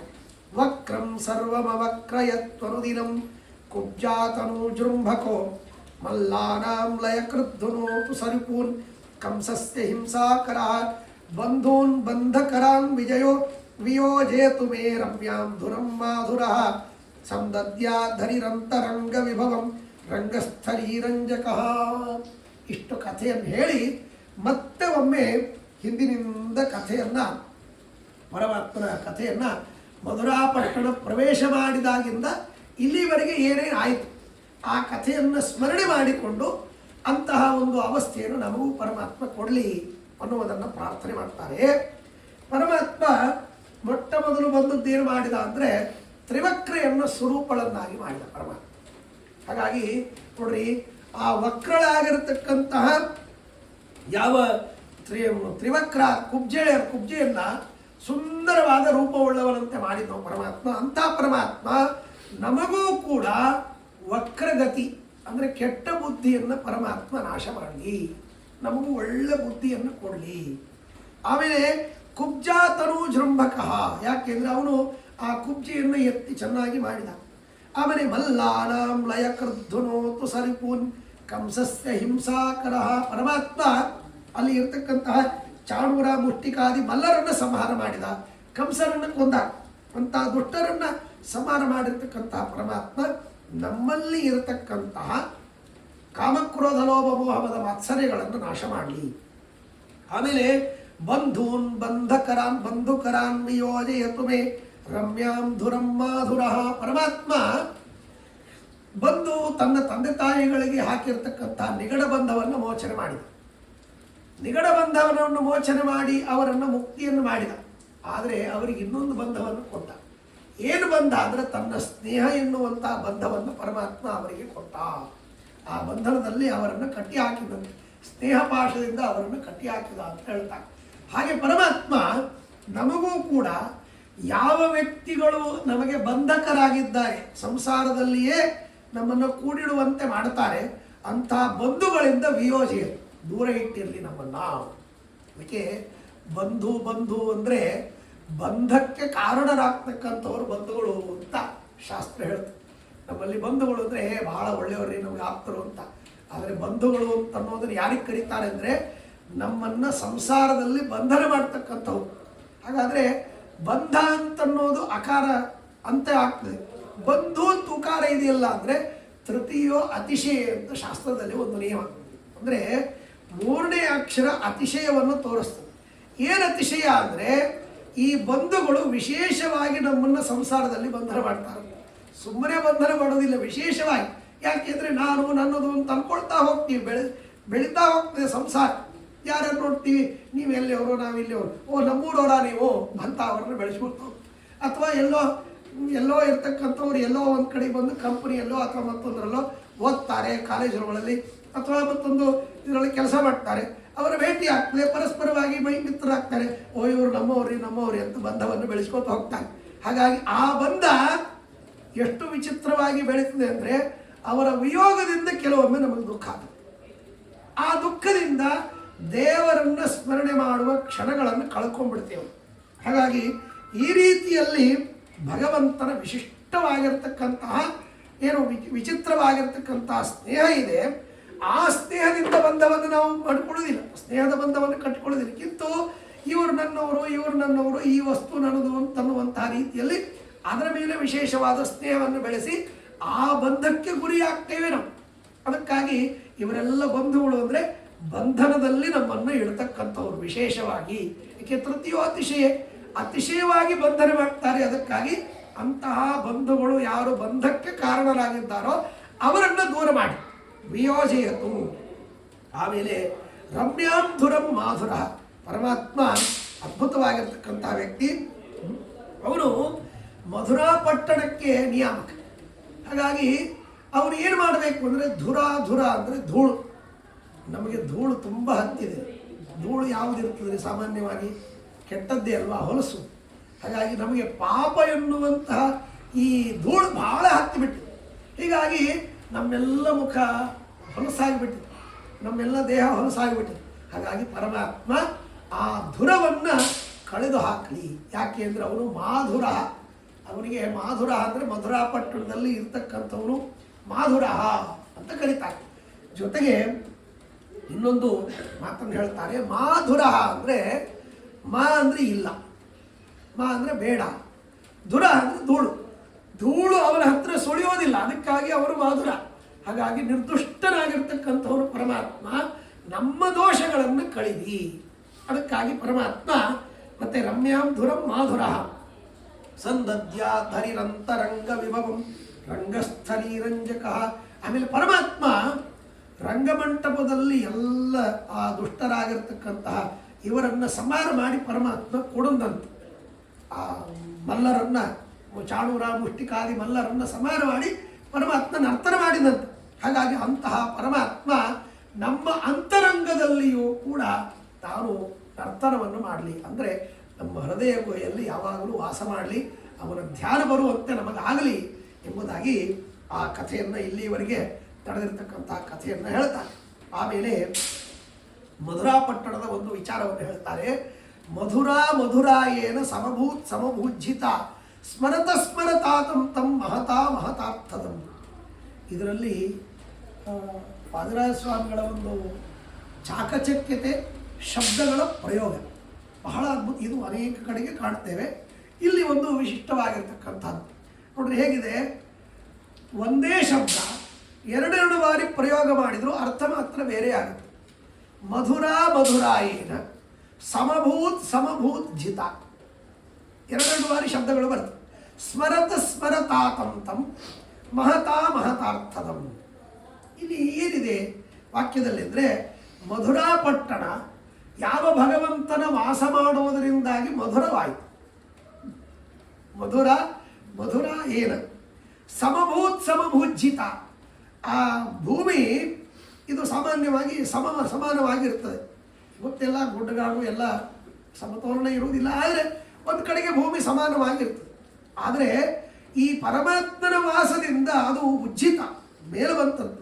ಮೇಲು ಬರೋದು ಅಂದ್ರೆ ಅರ್ಥ ಏನು ಅಂದರೆ ಎಲ್ಲ ಕಡೆಗೆ ಪ್ರಸಿದ್ಧವಾಯಿತು, ಉಜ್ಜಿತ ಅಭೂ. ಆಮೇಲೆ ಸ್ಮರತಾತಂ ತಂ, ಸ್ಮರಣೆ ಮಾಡಿ ಯಾರನ್ನ ಅಂದರೆ ಸ್ಮರತಾತಂ. ಸ್ಮರ ಅಂದರೆ ಕಾಮನ ತಂದೆ ಪರಮಾತ್ಮ. ಯಾಕೆಂದರೆ ಪ್ರದ್ಯುಮ್ನ ತಂದೆ, ಪ್ರದ್ಯುಮ್ನ ಇಲ್ಲಿ ಕಾಮ. ಹಾಗಾಗಿ ಕೃಷ್ಣನ ಮಗನಾಗಿ ಹುಟ್ಟುತ್ತಾನೆ. ಅದಕ್ಕಾಗಿ ಸ್ಮರತಾತಂ. ಅಥವಾ ಇನ್ನೊಂದು ಮಾತು ಹೇಳೋದಾದರೆ ಸ್ಮರತಾತಂ. ತಾತ ಅಂದರೆ ನಿಯಾಮಕ, ಅಂದರೆ ಸ್ಮರ ಅಂದರೆ ಕಾಮ, ಕಾಮನಿಗೂ ಕಾಮುಕವಾದ ಒಂದು ರೂಪವನ್ನು ಕೊಡ್ತಕ್ಕಂಥವನು ಪರಮಾತ್ಮ. ಹಾಗಾಗಿ ವೆಂಕಟೇಶ್ ಮಾತಿನಲ್ಲಿ ಕೇಳ್ತೇವೆ, ಮತ್ತೆ ಸಾಕ್ಷಾತ್ ಮನ್ಮಥ. ಹಾಗಾಗಿ ಮನ್ಮಥನಿಗೂ ಮನ್ಮಥನಾಗಿ ಕಾಣುವಂಥ ಪರಮಾತ್ಮ. ಹಾಗಾಗಿ ಸ್ಮರತಾತಂ ಸ್ಮರತ. ಅವನು ಎಂಥವನು? ಹಾಗಾದ್ರೆ ಯಾಕೆ ಸ್ಮರಣೆ ಮಾಡಬೇಕು ಅನ್ನೋದ್ರೆ ಮಹತಾಂ ಮಹತಾರ್ಥದಂ. ಪರಮಾತ್ಮ ಯಾರು ಪರಮಾತ್ಮನನ್ನು ಭಜನೆ ಮಾಡ್ತಾರಲ್ಲ, ಸಜ್ಜನರು ಮಹಾಜನರಿದ್ದಾರೆ, ಅವರಿಗೆ ದೊಡ್ಡ ಫಲವನ್ನು ಕೊಡ್ತಾರೆ. ಸಣ್ಣ ಸಣ್ಣ ಫಲವನ್ನು ಕೊಡುವುದಿಲ್ಲ. ಅದನ್ನು ಸೊಗಸಾಗಿ ಶಬ್ದಗಳನ್ನು ಎರಡೆರಡು ಬಾರಿ ಪ್ರಯೋಗ ಮಾಡಿ ಅರ್ಥ ವ್ಯತ್ಯಾಸ ಮಾಡಿ ಶ್ಲೋಕವನ್ನು ನಿರ್ಮಾಣ ಮಾಡ್ತಾರೆ. ವಾದಿರಾಜ ಸ್ವಾಮಿಗಳ ಒಂದು ಚಾಕಚಕ್ಯತೆ. ಮಧುರಾಯೇನ ಸಮಭೂಜ್ಜಿತ ಸ್ಮರತ ಸ್ಮರತಾತಂ ತಂ ಮಹತಾಂ ಮಹತಾರ್ಥದಂ ಅಂತನ್ನುವಂಥ ಶಬ್ದವನ್ನು ಉಪಯೋಗಿಸಿ ಹೇಳ್ತಾರೆ. ಆಮೇಲೆ ಕೃಷ್ಣೋದಾರ ವಿಹಾರ ಖಂಡಿತ ಮಲಂ ಯಸ್ಯಾಂ ಜಲಂ ಮಂಗಲಂ ತತ್ಪಾದಾಂಬುಜಲಕ್ಷ್ಮಲಕ್ಷ್ಮಿ ವಿಭವ ಧನ್ಯಸ್ಥಳೀಯಸ್ಥಳೀ ಯದ್ಗೇಹಾರಿ ಕೃತಸ್ಪೃಹಾಡಿ ರಮಯಾ ನಿತ್ಯಂ ಸ್ವವರ್ತು ಸ್ಥಿತೇ ದದ್ಯಾತ್ ಸಾ ಮಧುರಾಪುರಿ ಶುಭಕರಿ ಶ್ರೇಯಾಂಸಿ ಭೂಯಾಂಸಿ ನಃ. ಪರಮಾತ್ಮ ಎಲ್ಲಿ ವಾಸ ಮಾಡುತ್ತಾರಲ್ಲ, ಸಾಮಾನ್ಯವಾಗಿ ಅಂದರೆ ಇದು ಶಾಸ್ತ್ರದ ರೀತಿಯೂ ಹೌದು, ಮತ್ತು ಶ್ರೀಮದಾಚಾರ್ಯರು ಅನೇಕ ಕಡೆಗೆ ಹೇಳ್ತಾರೆ, ದಾಸರಾಯರು ಅದನ್ನು ಹೇಳಿದ್ದಾರೆ. ಯಾಕೆಂದರೆ ದೇವರ ಸೇವೆಯನ್ನು ಲಕ್ಷ್ಮೀದೇವಿ ತಾನೇ ಮಾಡ್ತಾರೆ, ಎಂದಿಗೂ ಇನ್ನೊಬ್ಬರಿಗೆ ಬಿಟ್ಟುಕೊಡೋದಿಲ್ಲ. ಹಾಗಾಗಿ ಛತ್ರ ಚಾಮರ ವ್ಯಜನ ಪರ್ಯಂಕ ಪಾತ್ರ ರೂಪದಲ್ಲಿ ನಿಂತು ಚಿತ್ರಚರಿತನಾದ ಹರಿಯ ನಿತ್ಯ ಸೇವೆ ಮಾಡುತ್ತೇಳು, ಏನು ಧನ್ಯಳು ಲಕ್ಷ್ಮಿ ಎಂಥ ಮನ್ಯಳು ಅಂತ ನಾವು ಹಾಡಲ್ಲಿ ಕೇಳ್ತೇವೆ. ಹಾಗಾಗಿ ದೇವರ ಸೇವೆಗೆ ತಾನೇ ಕಟಿಬದ್ಧಳಾಗಿ ನಿಂತಿರ್ತಾಳೆ, ಇನ್ನೊಬ್ಬರಿಗೆ ಕೊಡೋದೇ ಇಲ್ಲ. ಲಕ್ಷ್ಮಿ ತಾನೇ ಸೇವೆ ಮಾಡ್ತಾಳೆ. ಹಾಗೆ ದೇವರು ಎಲ್ಲಿ ವಾಸ ಮಾಡ್ತಾನೆ ಅಲ್ಲೆಲ್ಲವೂ ಕೂಡ ಲಕ್ಷ್ಮೀದೇವಿಯ ವಾಸ ಇದೆ. ಹಾಗಾಗಿ ಮಧುರಾ ಪಟ್ಟಣದಲ್ಲಿ ಲಕ್ಷ್ಮೀದೇವಿ ತಾನು ವಾಸ ಮಾಡಿದೆ. ಅಂದ್ರೆ ಅರ್ಥ ಏನು ಅಂದರೆ, ಲಕ್ಷ್ಮಿ ಅಂದರೆ ಹಣ. ಇದು ಹೊರಗೂ ಅರ್ಥ ಒಳಗೂ ಅರ್ಥ. ಲಕ್ಷ್ಮಿ ಅಂದರೆ ಹಣ. ಪರಮಾತ್ಮ ಎಲ್ಲಿರ್ತಾನೆ ಅಲ್ಲಿ ಲಕ್ಷ್ಮಿ ಇರ್ತಾಳೆ. ಹಾಗಾಗಿ ಮಧುರಾ ಪಟ್ಟಣ ಇದು ಎಲ್ಲ ಲಕ್ಷ್ಮಿಯಿಂದ ಅಭಿಮನ್ಯಮಾನವಾಯಿತು. ಇದು ಒಂದು ಅರ್ಥ. ಒಳಗಿನ ಅರ್ಥ, ಲಕ್ಷ್ಮಿ ವಿಶೇಷವಾಗಿ ನೆಲೆಸಿದ್ದು ಅಂದರೆ ಸಮೃದ್ಧ ಸಂಪದ್ಭರಿತವಾಗಿತ್ತು ಮಧುರಾ ಪಟ್ಟಣ ಪರ್ವತ ಮಾತನ್ನು ಹೇಳ್ತಾರೆ. ಹೀಗೆ ಆ ರೀತಿಯಲ್ಲಿ ಆಮೇಲೆ ಪರಮಾತ್ಮ ಮತ್ತೆ ಬಂದು ಈ ತಂದೆ ತಾಯಿಗಳ ನಿಗಡ ಬಂಧನವನ್ನು ಪರಮಾತ್ಮ ಮುಕ್ತಿಯನ್ನು ಮಾಡಿದ. ಅವರಿಗೆ ಏನು ಕಂಸ ಕಾರಾಗೃಹದಲ್ಲಿ ಹಾಕಿಬಿಟ್ಟಿದ್ದ, ಅದರಿಂದ ಬೆಳೆಸಿದ ಪರಮಾತ್ಮ, ಜೈಲಿನಿಂದ ಹೊರಗೆ ತಂದ. ಅವರಿಗೆ ಹಾಕಿರ್ತಕ್ಕಂತಹ ಸರಪಳಿಗಳನ್ನು ಪರಮಾತ್ಮ ತೆಗೆದುಹಾಕಿದ. ಅದಕ್ಕೆ ನಿಗಡ ಬಂಧ ಅಂತ ಕರಿತೇವೆ. ಹಾಗೆ ಪರಮಾತ್ಮ ಇಲ್ಲಿ ಮತ್ತೆ ಅಂದರೆ ಜಗತ್ಮಿತ್ರಾತ ಪಿತರು ಮೃದು ಭಾಷಣ ಪೂರ್ವಕಂ ನತೌ ಪುತ್ರ ಬುದ್ಧಿಂ ಚಕ್ರತುಶ್ಚಕ್ರಿಣೇಶ್ವರಿ. ಇಲ್ಲಿ ಮತ್ತೆ ಶಬ್ದದ ಪ್ರಯೋಗ ಎಷ್ಟು ಚೆನ್ನಾಗಿ ಮಾಡ್ತಾರೆ. ನತೌ ಪುತ್ರ ಬುದ್ಧಿಂ ಶಬ್ದಗಳನ್ನು ಎರಡೆರಡು ಬಾರಿ ಆಡ್ತಾರೆ. ನಮಗೆ ಅರ್ಥವಾಗುವುದಿಲ್ಲ. ವ್ಯಾಖ್ಯಾನಕಾರರು ಬಹಳ ಸೊಗಸಾಗಿ ಅದನ್ನು ವ್ಯಾಖ್ಯಾನ ಮಾಡಿದ್ದಾರೆ. ಅವರ ಶಿಷ್ಯರೇ ನಾರಾಯಣ ತೀರ್ಥರು ಅಂತ, ನಾರಾಯಣ ಆಚಾರ್ಯರು ಅಂತ ಕರೀತಾರೆ. ಅವರು ಇದಕ್ಕೆ ವ್ಯಾಖ್ಯಾನ ಮಾಡಿದ್ದಾರೆ, ಬಹಳ ಸುಂದರವಾಗಿರ್ತಕ್ಕಂಥ ವ್ಯಾಖ್ಯಾನ. ಹಾಗಾಗಿ ಏನು ಹೇಳ್ತಾರೆ ಅಂದರೆ, ಜಗತ್ಪಿತ್ರ ಪರಮಾತ್ಮ ಇಡೀ ಜಗತ್ತಿಗೆ ನಿಯಾಮಕ, ತಂದೆ. ಅವನು ತನ್ನ ತಂದೆ ತಾಯಿಗಳನ್ನು ಮತ್ತೆ ನೀವು ತಂದೆ ತಾಯಿಗಳು ಅಂತ ಬಂದು ನಮಸ್ಕಾರ ಮಾಡಿ ಅವರಿಗೆ ಮೃದು ಭಾಷಣ ಪೂರ್ವಕ ಒಳ್ಳೆ ಮಾತುಗಳನ್ನು ಆಡುವ ರೀತಿಯಲ್ಲಿ ನತೌ ನಮಸ್ಕಾರ ಮಾಡಿದರು. ನತೌ ಇಲ್ಲಿ ಒಂದು ಕಡೆಗೆ ನತೌ ಅಂತಂದರೆ ನಮಸ್ಕಾರ, ನತಿ ಅಂದರೆ ನಮಸ್ಕಾರ ಮಾಡೋದು, ನತ ಅಂದರೆ ನಮಸ್ಕಾರ ಮಾಡಿದವರು, ನತೌ ಅಂದರೆ ನಮಸ್ಕಾರ ಮಾಡಿದವರು. ಯಾರು? ಬಲರಾಮ ಹಾಗೂ ಕೃಷ್ಣ. ಇವರಿಬ್ಬರು ವಸುದೇವ ದೇವಕಿಯರಿಗೆ ನಮಸ್ಕಾರ ಮಾಡಿದ್ರು ಬಂದು. ಆದರೆ ನತೌ ಅಲ್ಲಿ ನ ತೌ ಅಂತ ಬಿಡಿಸ್ಬೇಕು ಅಂತಂತಾರೆ. ಯಾಕೆಂದರೆ ತೌ ಅಂದರೆ ಆ ಇಬ್ಬರು ತಂದೆ ತಾಯಿಗಳು ವಸುದೇವ ದೇವಕಿಯರೇನಿದ್ದಾರೆ ಅವರು ಇವರು ನಮಸ್ಕಾರ ಮಾಡಿದಾಗ ಇವರನ್ನು ಮಕ್ಕಳು ಅಂತ ತಿಳಿದುಕೊಳ್ಳಿಲ್ಲ. ಇವರು ನಾವು ನಿಮ್ಮ ಮಕ್ಕಳು ಅಂತ ನಮಸ್ಕಾರ ಮಾಡಿದರು, ಅವರು ನೀವು ನಮ್ಮ ಮಕ್ಕಳಲ್ಲ ಅಂತ ತಿಳಿದುಕೊಂಡ್ರು. ಅರೆ ಇದೇನು ಅಂದರೆ ವಿರುದ್ಧ ಅಲಂಕಾರ. ಯಾಕೆಂದರೆ ನೋಡ್ರಿ ಎಷ್ಟು ವಿಚಿತ್ರ. ಅಲ್ಲಿ ಆ ಪರಮಾತ್ಮ ನಮಸ್ಕಾರ ಮಾಡಿ ನೀವು ನಮ್ಮ ತಂದೆ ತಾಯಿಗಳು ನಿಮಗೆ ನಾವು ಏನೂ ಸುಖ ಕೊಡಲಿಲ್ಲ, ಕೊನೆ ತನಕಲೂ ಕಾರಾಗೃಹದಲ್ಲಿ ಕಂಸನ ಮತ್ತು ಪೀಡೆಯನ್ನು ಅನುಭವಿಸ್ತಾ ದುಃಖವನ್ನು ಅನುಭವಿಸಿದ್ರಿ ಅಂತ ಪರಮಾತ್ಮ ಹೇಳಿದರೆ ನೀನು ನಮ್ಮ ಮಗನಲ್ಲ ಅಂತ ಅವ್ರು ತಿಳ್ಕೊಂಡ್ರೆ. ಯಾಕೆಂದ್ರೆ ಹುಟ್ಟಿದಾಗಲೇ ಚತುರ್ಭುಜಂ ಕಂಚಗದಾತ್ಯುಧಾಯುಧಂ ಪರಮಾತ್ಮ ಮತ್ತೇನಪ್ಪ ಅಂದರೆ ಚತುರ್ಭುಜನಾಗಿ ಶಂಖಚಕ್ರ ಗದಾದಿ ಆಯುಧಗಳನ್ನು ಹೊಂದಿ ಪೀತಾಂಬರಧಾರಣಿಯಾಗಿ ವಕ್ಷಸ್ಥಳದಲ್ಲಿ ಮತ್ತು ಶ್ರೀವತ್ಸ ವಕ್ಷಸ್ಥನಾಗಿ ಅಲ್ಲಿ ಪರಮಾತ್ಮ ಬಂದ. ಆಗ ಇಬ್ಬರೂ ವಸುದೇವ ದೇವಕಿಯರು ಸ್ವಾಮಿ ಜಗದೊಡೆಯ ನೀನು ನಮಗೆ ಮಗನಲ್ಲ ಅಂತ ತಂದೆ ಹೇಳಿದ್ದು. ಹಾಗಾಗಿ ಇವತ್ತಿಗೂ ಅದನ್ನು ಹೇಳ್ತಾರೆ, ನೀನು ನಮ್ಮ ಮಗನಲ್ಲ. ಹೀಗಾಗಿ ಇವರು ಹೇಳಿದರೂ ಕೂಡ ಅವರು ಮಾತ್ರ ಹಾಗೆ ತಿಳಿದುಕೊಳ್ಳಿಲ್ಲ ಅಂತನ್ನುವಂಥ ಮಾತನ್ನು ಹೇಳ್ತಾರೆ. ವಿಮುಚ್ಯ ನಿಗಡಾಧೀಶ ಸ್ಮಿತವಕ್ರ ಪ್ರಿಯಂಬದಂ. ಹೀಗೆ ಅವರಿಗೆ ಪರಮಾತ್ಮ ವಿಶೇಷವಾಗಿರ್ತಕ್ಕಂಥ ರೀತಿಯಲ್ಲಿ ಆದರವನ್ನು ಮಾಡಿದ್ದಾನೆ. ಆಮೇಲೆ ಅತಧರ್ಮ ಪಥಾಧ್ಯಕ್ಷೋ ಜಗದೇ ಜಗದೇಕರಾಟ್ ವಾರ್ತೆಯಾಹಂ ಭವತ್ಪುತ್ರೋ ಯಶ್ಚಕಾರ ನಮಾಂ ಹಿತಂ. ಅದಕ್ಕೆ ಅವರಂತಾರೆ, ಸ್ವಾಮಿ ಇಡೀ ಜಗತ್ತಿಗೆ ನಿಯಾಮಕ ನೀನು ನಮಗೆಲ್ಲಿ ಮಗನಾಗಬೇಕು. ನೀನು ಖರೇ ಯಾರಿಗೆ ಮಗ ಅಂದರೆ ಯಾರು ನಿನ್ನನ್ನು ಭಜಿಸ್ತಾರೆ ಅವರಿಗೆ ನೀನು ಮಗ. ಯಾಕೆಂದರೆ ಮಕ್ಕಳೇನು ಮಾಡ್ತಾರೆ ಅಂದರೆ ಪುನ್ನಾಮ ನರಕ ತ್ರಾಯತೆ ಇತಿ ಪುತ್ರ ಅಂತ. ಪುತ್ರ ಅಂತ ಯಾರಿಗೆ ಕರೀತಾರೆ ಅಂದರೆ ಪುತ್ರ ಅಂತೂ ಒಂದು ನರಕ ಇದೆ. ಆ ನರಕದಿಂದ ಇವರು ಪಾರು ಮಾಡ್ತಾರೆ. ಹೇಗೆ ಪಾರು ಮಾಡ್ತಾರೆ ಅಂದರೆ ಮಕ್ಕಳನ್ನು ಹುಟ್ಟಿಸ್ಬೇಕು, ಪ್ರಜಾಭಿವೃದ್ಧಿ ಮಾಡಬೇಕು, ವಂಶಾಭಿವೃದ್ಧಿ ಆಗುವಂತೆ ಮಕ್ಕಳನ್ನು ಹುಟ್ಟಿಸ್ಬೇಕು. ಒಂದೇದು. ಎರಡನೇದ್ದು ತಂದೆ ತಾಯಿಗಳು ತೀರ್ಕೊಂಡ ಮೇಲೆ ಅವರ ನಿಮಿತ್ತಕವಾಗಿ ಶ್ರಾದ್ದಾದಿಗಳನ್ನು ಮಾಡಿಸಿ ಬ್ರಾಹ್ಮಣರಿಗೆ ಭೂರಿ ಭೋಜನ ಮಾಡಿಸ್ಬೇಕು. ಮೂರನೇದ್ದು ಗಯಾಕ್ಕೆ ಹೋಗಿ ವಿಷ್ಣುಪಾದದಲ್ಲಿ ಪಿಂಡವನ್ನು ಇಡಬೇಕು. ಇದು ಯಾರು ಮಾಡ್ತಾರೋ ಅವನಿಗೆ ಪುತ್ರ ಅಂತ ಕರೀತಾರೆ. ಆದರೆ ಪರಮಾತ್ಮ ಕೇವಲ ಇವು ಮೂರುಗಳನ್ನಷ್ಟೇ ಮಾಡುವುದಿಲ್ಲ. ಭಗವಂತ ಭಕ್ತರಿಗೆ ಎಲ್ಲವನ್ನೂ ಮಾಡ್ತಾನೆ. ಒಂದು ನರಕದಿಂದ ಪಾರು ಮಾಡುವುದಿಲ್ಲ, 84 ಲಕ್ಷ ನರಕಗಳಿವೆ ಅಂತ ಹೇಳ್ತಾರೆ. ಒಂದಲ್ಲ ಎರಡಲ್ಲ, 84 ಲಕ್ಷ ನರಕಗಳಿವೆ. ಆ ಎಲ್ಲ ನರಕದಿಂದ ಪರಮಾತ್ಮ ಪಾರು ಮಾಡ್ತಾನೆ. ಅಂದಮೇಲೆ ಇವನಿಗೆ ಪುತ್ರ ಅಂತ ವಿಶೇಷವಾಗಿ ಕರಿಬೇಕು. ಹಾಗಾಗಿ ಆ ವಿಧವಾಗಿರ್ತಕ್ಕಂತಹ ಪುತ್ರತ್ವವನ್ನು ಪರಮಾತ್ಮ ಪಡೆದದ್ದು. ಹಾಗಾಗಿ ನೀನು ಜಗತ್ತಿಗೆ ಪುತ್ರ. ಯಾರು ನಿನ್ನ ಭಕ್ತರೋ ಅವರಿಗೆಲ್ಲ ಪುತ್ರ, ನಮಗಷ್ಟೇ ಪುತ್ರ ಅಲ್ಲ ನೀನು ಅಂತ.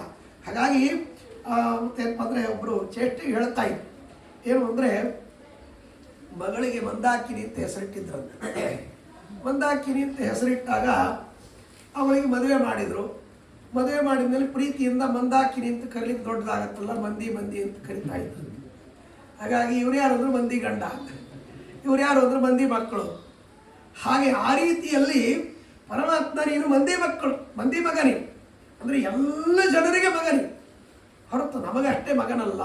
ಅಂದಮೇಲೆ ನಿನ್ನನ್ನು ನಾವು ಮಗ ಅಂತ ತಿಳ್ಕೊಂಡ್ರೆ ನಮಗೆ ಇನ್ನಿಷ್ಟು ಬಂಧಕವಾಗುತ್ತೆ ಸ್ವಾಮಿ, ನಿನ್ನ ಮಗನಲ್ಲ ಅಂತನ್ನುವಂಥ ರೀತಿಯಲ್ಲಿ ಅವರು ಪರಮಾತ್ಮನಿಗೆ ಪ್ರಾರ್ಥನೆ ಮಾಡಿದಂತೆ. ಹೀಗೆ ಆದ ಮೇಲೆ ಆ ತಾಯಿ ಆ ಕೃಷ್ಣನನ್ನು ಬಲರಾಮನನ್ನು ಆಲಿಂಗನ ಮಾಡಿಕೊಂಡು ಸಂತೋಷ ಪಡುತ್ತಾರೆ. ಹೀಗಾಯಿತು. ಆಮೇಲೆ ಪರಮಾತ್ಮ ತಾನು ವಿಶೇಷವಾಗಿರ್ತಕ್ಕಂಥ ರೀತಿಯಲ್ಲಿ ಆ ಇಬ್ಬರಿಗೆ ನಮಸ್ಕಾರ ಮಾಡಿದರೆ ಕೆಲವು ದಿವಸಗಳಾದ ಮೇಲೆ ಅವರಿಬ್ಬರಿಗೂ ಉಪನಯನವನ್ನು ಮಾಡಿದ್ದಾರೆ. ಉಪನಯನವನ್ನು ಮಾಡಿದ್ದಾರೆ ಅಂತನ್ನೋದಕ್ಕಾಗಿ ವದರ ಸ್ವಾಮಿಗಳು ಹೇಳ್ತಾರೆ, ಪ್ರಜೆ ಗೃಹಸ್ಥೋಚಿತ ರಮ್ಯಲೀಲಾ ಪ್ರಚಕ್ರತುರ್ಯೌ ಸಮಮಂಗಲಾಭಿ ಅಥೋಪನೀತೋ ವಿಧಿನೋಪನೀತೋ ಸುತೌ ವಿತೇನೆ ಕಿಲ ಶೂರ ಸೂನು. ಪರಮಾತ್ಮ ಈ ಬಲರಾಮ ದೇವರು ಇಬ್ಬರೂ ಕೂಡ ಆ ಗೋಕುಲದಲ್ಲಿ ಇರುವಾಗ, ವೃಂದಾವನದಲ್ಲಿ ಇರುವಾಗ ಆ ಎಲ್ಲ ವ್ರಜಸ್ತ್ರೀಯರು, ಆ ಗೋಪಾಲಕಿಯರು ಯಾರಿದ್ರು ಅವರೆಲ್ಲರ ಜೊತೆಗೆ ರಾಸಕ್ರೀಡೆಯನ್ನು ಆಡಿಬಿಟ್ರು. ಇದು ಹೇಗೆ ಅಂದರೆ ಸಾಮಾನ್ಯವಾಗಿ ಸ್ತ್ರೀಯರ ಸಂಘ ಯಾವಾಗ ಆಗತ್ತೆ ಅಂದರೆ ಉಪನಯನವಾಗಿ ವೇದಾಧ್ಯಯನ ಮಾಡಿ ಮದುವೆ ಆದಮೇಲೆ ಸ್ತ್ರೀ ಸಂಘ ಆಗುತ್ತೆ. ಆದರೆ ಇಲ್ಲಿ ದೇವರು ಸ್ತ್ರೀ ಸಂಘವನ್ನು ಮೊದಲಿಗೆ ಮಾಡಿಬಿಟ್ಟಿದ್ದಾರೆ. ಏಕೆಂದರೆ ವ್ರಜ ಸ್ತ್ರೀಯರು ಗೋಪಾಲಕಿಯರು ಸಂಘ ಮಾಡ್ಕೊಂಡ್ಬಿಟ್ಟಿದ್ದಾರೆ. ಅದೆಲ್ಲ ಮಾಡಿ ಬಂದು ಆಮೇಲೆ ಇಲ್ಲಿ ಉಪನಯನವನ್ನು ಮಾಡಿಕೊಳ್ತಾ ಇದ್ದಾನೆ ಪರಮಾತ್ಮ. ಇದನ್ನು ಯಾಕೆ ಹೀಗೆ ತೋರಿಸಿದ ಅಂದರೆ ನಾನು ಸಾಮಾನ್ಯ ವ್ಯಕ್ತಿಗಳಂತೆ ಅಲ್ಲ, ಎಲ್ಲರಿಗೂ ನಿಯಮ ಬೇರೆ, ನಾನು ವಿಧಿ ನಿಷೇಧ ಅತೀತನಾಗಿರ್ತಕ್ಕಂಥವನು ಅನ್ನೋದನ್ನು ಪರಮಾತ್ಮ ತೋರಿಸಿದ. ಜೊತೆಗೆ ಪರಮಾತ್ಮ ತಾನು ಉಪನಯನವನ್ನು ಯಾಕೆ ಮಾಡಿಕೊಂಡ ಹಾಗಾದರೆ ಅಂತಂದರೆ ಜಗತ್ತಿಗೆ ಶಿಕ್ಷೆಯನ್ನು ಕೊಡುವುದಕ್ಕಾಗಿ. ನೀವು ಕೂಡ ಹೀಗೆ ಉಡಾಳರಾಗಬೇಡ್ರಿ, ಸಕಾಲಕ್ಕೆ ಉಪನಯನವನ್ನು ಮಾಡಿಕೊಳ್ಳ್ರಿ ಅಂತನ್ನೋದನ್ನು ಪರಮಾತ್ಮ ತೋರಿಸುವುದಕ್ಕಾಗಿ ಉಪನಯನವನ್ನು ಮಾಡಿಕೊಂಡ ಅಂತ ಹೇಳ್ತಾನೆ. ಹಾಗೆ ಪರಮಾತ್ಮ ಉಪನಯನವನ್ನು ಮಾಡಿಕೊಂಡು ಮುನಯ ಉಪಯಯುರ್ಮ ಭಯಕ್ಷಣೋತ್ಸುಕ ಧೃತನಿಯಮ ಕಿಲ ಸರ್ವತಃ ಸಮೇತಾ ಜನಿಮಿವ ಪರಿಹರ್ತು ಮುತ್ತರತ್ರ ಹ್ಯುಪನಯನಾದಿ ನಿಧಾನಮಾಪ್ತ ಕಾಮ. ಆ ಪರಮಾತ್ಮನ ಉಪನಯನಕ್ಕೆ ಎಲ್ಲ ಋಷಿಮುನಿಗಳು ಬಂದಿದ್ದರು. ಯಾಕೆ ಅಂದರೆ ಈ ಉಪನಯನ ಅಂತನ್ನೋದು 3 ವರ್ಣದವರಿಗೆ, ಬ್ರಾಹ್ಮಣ, ಕ್ಷತ್ರಿಯ, ವೈಶ್ಯ, ಈ 3 ವರ್ಣದವರಿಗೆ ಉಪನಯನ ಅಂತನ್ನೋದು 2ನೇ ಜನ್ಮ ಅಂತ ಕರೀತಾರೆ. 2ನೇ ಜನ್ಮ ಅಂದರೆ ಜನ್ಮನಾ ಜಾಯತೆ ಶೂದ್ರ ಸಂಸ್ಕಾರ ದ್ವಿಜ ಉಚ್ಯತೆ ಅಂತ ಸ್ಮೃತಿ ವಾಕ್ಯ. ಹಾಗಾಗಿ ಹುಟ್ಟುವಾಗ ಮನುಷ್ಯ ಸಾಮಾನ್ಯ ಅಂದರೆ ಬ್ರಾಹ್ಮಣ ಜಾತಿಯಲ್ಲೇ ಹುಟ್ಟಿರ್ತಾನೆ ಅಥವಾ ಕ್ಷತ್ರಿಯ ವೈಶ್ಯ ಜಾತಿಯಲ್ಲೇ ಹುಟ್ಟಿರ್ತಾನೆ, ಆ ಜಾತಿ ಇರ್ತದೆ. ಆದರೆ ನಿಜವಾಗಲೂ ಅವರಿಗೆ ದ್ವಿಜತ್ವ ಅಂತ ಬರೋದು ಯಾವಾಗ ಅಂದರೆ ಉಪನಯನವಾದ ಮೇಲೆ. ಅವನಿಗೆ ಜನಿವಾರ ಹಾಕಿದಾಗ ಅವನು 2ನೇ ಬಾರಿ ಹುಟ್ಟುತ್ತಾನೆ, ಅದಕ್ಕಾಗಿ ಅವನಿಗೆ ದ್ವಿಜ ಅಂತ ಕರೀತಾರೆ. ಹಾಗಾಗಿ ಪರಮಾತ್ಮ ಈ ರೀತಿಯಲ್ಲಿ ಉಪನಯನವನ್ನು ಮಾಡಿಕೊಂಡಾಗ 2ನೇ ಬಾರಿ ಹುಟ್ಟಿದ ಅಂತ ಕರೀತಾರೆ, ದ್ವಿಜತ್ವ ಬರ್ತದೆ. ಆದರೆ ಈ ದ್ವಿಜತ್ವ ಅಂತನ್ನೋದು ಪರಮಾತ್ಮನಿಗೆ ಇಲ್ಲ. ಯಾಕೆಂದರೆ ಅವನು ಎಂದಿಗೂ ಹುಟ್ಟೋದೇ ಇಲ್ಲ. ಅಜನಾದ ವ್ಯಕ್ತಿಗೆ ದ್ವಿಜತ್ವ ಹೇಗೆ? 1 ಬಾರಿ ಹುಟ್ಟೋದಿಲ್ಲ, 2 ಬಾರಿ ಹುಟ್ಟೋದು ಅಂತ ಹೇಗೆ ಹೇಳೋದು? ಹೇಳಲಿಕ್ಕೆ ಬರೋದಿಲ್ಲ. ನಮಗೆ ಇದು ಅತ್ಯಂತ ವಿರುದ್ಧವಾಗಿರ್ತಕ್ಕಂಥದ್ದು. ಆದರೂ ಪರಮಾತ್ಮ ಉಪನಯನವನ್ನು ಮಾಡಿಕೊಳ್ತಾ ಇದ್ದಾನೆ. ನಾವು ಅಲ್ಲಿಗೆ ಹೋದರೆ, ಆ ಉಪನಯನದಲ್ಲಿ ನಾವು ಭಾಗಿಗಳಾದರೆ, ಆ ಉತ್ಸವವನ್ನು ನೋಡಿದರೆ ನಮಗೆ ಪರಮಾತ್ಮ ಏನು ಈ ದ್ವಿಜತ್ವ ಪ್ರಾಪ್ತಿಯಾಗುವಂತಹ ಸಂಸಾರದ ಇದೆ, ಆ ಸಂಸಾರವನ್ನು ದಾಟಿಸಿ ಬಿಡ್ತಾನೆ ಪರಮಾತ್ಮ ಅನ್ನೋದಕ್ಕಾಗಿ ಆ ದ್ವಿಜತ್ವದ ಉತ್ಸವಕ್ಕಾಗಿ ಅವರೆಲ್ಲ ಬಂದರು ಅಂತ ಹೇಳ್ತಾರೆ. ನಿಧಾನ ಆಪ್ತ ಕಾಮ ವಾದ್ಯಾನಿ ನೇದರು ಮುನಯಶ್ಚ ಮಂತ್ರಾನ್ ಉಚ್ಚಾರಯಂತ ಸಹಬಂದಿ ವೃಂದೈ ವೃಂದಾರ ಕಾಣಂ ಸ್ತುತಯಶ್ಚ ರಮ್ಯ ಗಂಧರ್ವ ಗೀತೈ ಸಹನಾಕಿ ಲೋಕೆ. ಆ ಉಪನಯನ ಉತ್ಸವದಲ್ಲಿ ಅನೇಕ ವಾದ್ಯಗಳು ಬಾರಿಸಿದ್ದಾರಂತೆ. ಬ್ರಾಹ್ಮಣರೆಲ್ಲ ಮಂತ್ರಗಳನ್ನು ಉಚ್ಚಾರಣೆ ಮಾಡಿದ್ದಾರೆ, ವಂದಿಮಾಗದರು ಪರಮಾತ್ಮನ ಸ್ತೋತ್ರ ಮಾಡಿದ್ದಾರೆ. ದೇವತೆಗಳು ದಿವ್ಯವಾದ ವೇದ ಮಂತ್ರಗಳಿಂದ ಪರಮಾತ್ಮನ ಸ್ತೋತ್ರ ಮಾಡಿದ್ದಾರಂತೆ. ಆಮೇಲೆ ಗಂಧರ್ವರು ಗಾನ ಮಾಡಿದ್ದಾರೆ, ಅಪ್ಸರಾ ಸ್ತ್ರೀಯರು ಕುಣಿದಿದ್ದಾರೆ. ಹೀಗೆ ನಾಣ್ಯ ಸಮಸ್ತಾ ನಯನೋತ್ಸವಂ ತಂ ರಕ್ಷಾಕ್ಷತೈ ರಾಗಯುತ ಮುಕುಂದ. ಸಾಮಾನ್ಯವಾಗಿ ಅಕ್ಷತೆಗಳನ್ನು ಹಾಕ್ತಾರೆ. ಬ್ರಾಹ್ಮಣನ ಉಪನಯನ ಕಾಲದಲ್ಲಿ ಆ ಮುಹೂರ್ತವನ್ನು ಹೇಳಿ, ಆ ಮಂಗಲಾಷ್ಟಕವನ್ನು ಹೇಳಿ ಅಕ್ಷತ ಹಾಕ್ತಾರೆ. ಅದಕ್ಕೆ ಅಕ್ಷತ ಅಂದರೆ ಕೆಂಪು ಇರತಕ್ಕಂತಹ ಯಾವ ಮತ್ತೆ ಅಕ್ಕಿ ಇರುತ್ತದೆ, ಅದಕ್ಕೆ ಅಕ್ಷತೆ ಅಂತ ಕರೀತಾರೆ. ಇವತ್ತು ಕೆಲವು ಸಂಪ್ರದಾಯದಲ್ಲಿ ಹಳದಿ ಇಡ್ತಾರೆ, ಅದು ಬೇರೆ. ಆದರೆ ಆ ಕೆಂಪು ಇರತಕ್ಕಂತಹ ಅಕ್ಕಿಗಳಿಗೆ ಅಕ್ಷತ ಅಂತ ಕರೀತಾರೆ. ಅದಕ್ಕೆ ನಾವು ಈ ಅಕ್ಷತೆ ಇದು ಕೆಂಪು ಇರಬೇಕು ಅಂತ ಅನ್ನೋದಕ್ಕಾಗಿ ಅದಕ್ಕೆ ಅಕ್ಷತೆ ಅಂತ ಕರಿತೀವಿ. ಹೀಗೆ ಆ ರೀತಿಯಲ್ಲಿ ಅವು ಕೆಂಪು ಇರತಕ್ಕಂಥ ಅಕ್ಕಿಗಳನ್ನು ಹಾಕಬೇಕು ಅಂದರೆ ಈ ಕ್ಷತಾಕ್ಷತ ಅಂತಂದರೆ ಏನು ವಿಚಿತ್ರ ಅಂದರೆ ಅವುಗಳಿಗೆ ಬರೇ ಅಕ್ಷತ ಅಂತ ಕರೆಯೋದಿಲ್ಲ, ರಕ್ತಾಕ್ಷತ ಅಂತ ಕರೀತಾರೆ. ಕೆಂಪಿರ್ತಕ್ಕಂಥ ಅಕ್ಷತೆ. ಆ ರಕ್ತ ಅಂದರೆ ಏನು? ರಾಗಯುಕ್ತವಾದದ್ದಕ್ಕೆ ರಕ್ತ, ರಾಗ ಅಂದರೆ ಕೆಂಪು ಯುಕ್ತವಾಗಿರತಕ್ಕಂಥ ಅಕ್ಷತೆಗಳನ್ನು ಅವ್ರು ಯಾಕೆ ಹಾಕಿದ್ರು ಅಂದರೆ, ಸ್ವಾಮಿ ನಮ್ಮಲ್ಲಿ ನಿನ್ನ ಬಗ್ಗೆ ರಾಗ ಇದೆ, ಸ್ನೇಹ ಇದೆ ಅನ್ನೋದನ್ನು ತೋರಿಸುವುದಕ್ಕಾಗಿ ಅವರೆಲ್ಲ ಮಂತ್ರಾಕ್ಷತೆ ಹಾಕಿದ್ರು, ತಮ್ಮ ಅಭಿಪ್ರಾಯವನ್ನು ತೋರಿಸಿದರು ಅಂತ ಹೇಳ್ತಾರೆ. ಆದರೆ ಇಷ್ಟೆಲ್ಲ ರೀತಿಯಲ್ಲಿ ಪರಮಾತ್ಮನ ಉಪನಯನವಾದಾಗ ಕುಬ್ಜಿಗೆ ಚಿಂತೆ ಆಯಿತು. ಕುಬ್ಜ ಯಾಳು ಇದ್ಲೋ ಅವಳಿಗೆ ಚಿಂತೆ ಆಯಿತು. ಯಾಕೆ ಅಂದರೆ ಈಗ ನೋಡ್ರಿ ಏನಾಗ್ತದೆ ಅಂದರೆ, ಉಪನಯನವಾದ ಮೇಲೆ ಅವರು ವ್ರತಿಗಳಾಗ್ತಾರೆ, ನಿಯಮವನ್ನು ಮಾಡಿಕೊಳ್ತಾರೆ. ಅಂದರೆ ಗುರುಕುಲಕ್ಕೆ ಹೋಗಬೇಕು, ಅಧ್ಯಯನ ಮಾಡಬೇಕು. ಹಾಗಾಗಿ ಅವರಿಗೆ ವ್ರತಿಗಳು ಅಂತ ಕರೀತಾರೆ. ಆ ರೀತಿಯಲ್ಲಿ ಪ್ರಾಯಶಃ ವ್ರತಿ ಅಂತನ್ನೋ ಶಬ್ದ ಸನ್ಯಾಸಿಗಳಿಗೆ, ಬ್ರಹ್ಮಚಾರಿಗಳಿಗೆ ಹೇಳುವಂಥ ಶಬ್ದ ಇದು. ಹಾಗಾಗಿ ಅಥವಾ ಸವರ್ಣಿ ಲಿಂಗಿ, ವರ್ಣಿ ಅಂತ ಕರೀತಾರೆ, ಲಿಂಗಿ ಅಂತ ಕರೀತಾರೆ, ವ್ರತಿ ಅಂತ ಕರೀತಾರೆ. ಇದು ಬ್ರಹ್ಮಚಾರಿಗಳಿಗೆ, ಸನ್ಯಾಸಿಗಳಿಗೆ ಕರೆಯುವಂಥ ಶಬ್ದ. ಹಾಗಾಗಿ ಆ ವ್ರತಿ ಆಗ್ತಾನೆ ಅಂದರೆ ಪರಮಾತ್ಮ ತಾನು ಮೇಖಲಾ ಬಂಧನ ಮಾಡ್ತಾನೆ. ಮೇಖಲಾ ಬಂಧನ ಅಂದರೆ ಮೌಂಜಿ ಬಂಧನ ಆಗೋದು, ದರ್ಭೆಯ ಹಗ್ಗ ಇರ್ತದೆ, ಅದನ್ನು ಕಟ್ತಾರೆ. ಯಾಕೆ ಅಂದರೆ ದುಷ್ಟವಾಗಿರತಕ್ಕಂತಹ ಭೂತ ಪ್ರೇತ ಪಿಶಾಚಾದಿಗಳ ಬಾಧೆ ಇವನಿಗೆ ಆಗದೇ ಇರಲಿ. ಆಮೇಲೆ ಆ ವ್ಯಕ್ತಿ ಕೃಷ್ಣಾಜಿನ ಹಾಕ್ತಾರೆ. ಯಾಕೆ ಅಂದರೆ ಸಣ್ಣ ಮಕ್ಕಳು ಇರ್ತಾರೆ, ಹೇಗೆ ಬೇಕು ಅಂದರೂ ಮಲಮೂತ್ರಗಳನ್ನು ಮಾಡ್ಕೊಂಡ್ಬಿಡ್ತಾರೆ. ಅದಕ್ಕೆ ಅವೆಲ್ಲ ಅಪಾವಿತ್ರ ಹೋಗಬೇಕು ಅಂತ ಕೃಷ್ಣಾಜಿನ ಹಾಕ್ತಾರೆ ಹೊರಳಲ್ಲಿ. ಅದು ಸಮಾವರ್ತನ ಆಗೋ ತನಕ ಇರಬೇಕು. ಇವತ್ತು ಎಲ್ಲ ಬಿಟ್ಬಿಡ್ತಾರೆ. ಇರಲಿ, ಆದರೆ ಆ ಪಾವಿತ್ರ್ಯಕ್ಕಾಗಿ ಅದನ್ನು ಹಾಕಿರ್ತಾರೆ. ಆಮೇಲೆ ಅವರಿಗೆ ಚಂಡಿಕೆ ಬಿಡಿಸ್ತಾರೆ, ಆಮೇಲೆ ಅಂದರೆ ಜನಿವಾರ ಹಾಕ್ತಾರೆ, ಇತ್ಯಾದಿಗಳೆಲ್ಲ ಇರ್ತದೆ. ಇದೆಲ್ಲ ನಿಯಮಗಳನ್ನು ಮಾಡಿಕೊಂಡು ಪರಮಾತ್ಮ ನಿಯಮವನ್ನು ಪ್ರಾರಂಭ ಮಾಡ್ತಾರೆ. ಆ ನಿಯಮ ಆ ವ್ರತಿ ಅಂದರೆ ಉಪನೀತನಾಗಿ ಗುರುಕುಲದಲ್ಲಿ ಅಧ್ಯಯನವನ್ನು ಮಾಡುವಾಗ ನಿಯಮದಿಂದ ಇರಬೇಕು. ಆ ನಿಯಮದಿಂದ ಕೃಷ್ಣ ಇರ್ಲಿಕ್ಕೆ ಶುರು ಮಾಡಿದರೆ ನನಗೆ ಆಲಿಂಗನ ಮಾಡಿಕೊಳ್ಳಿಕ್ಕೆ ಆಗುವುದಿಲ್ವಲ್ಲ, ಏನು ಮಾಡಬೇಕು ಅಂತ ಆ ಕುಬ್ಜಿಗೆ ಭಾಳ ದುಃಖವಾಯಿತು. ಯಾಕೆಂದರೆ ಪರಮಾತ್ಮ ಮುಂದೆ ಕುಬ್ಜಿಯನ್ನು ಮದುವೆ ಆದ ಇದೆಲ್ಲ ಸರಿ, ಆದರೆ ಅಲ್ಲಿವರೆಗೆ ತಾಳ್ಕೋಬೇಕಲ್ಲಿ.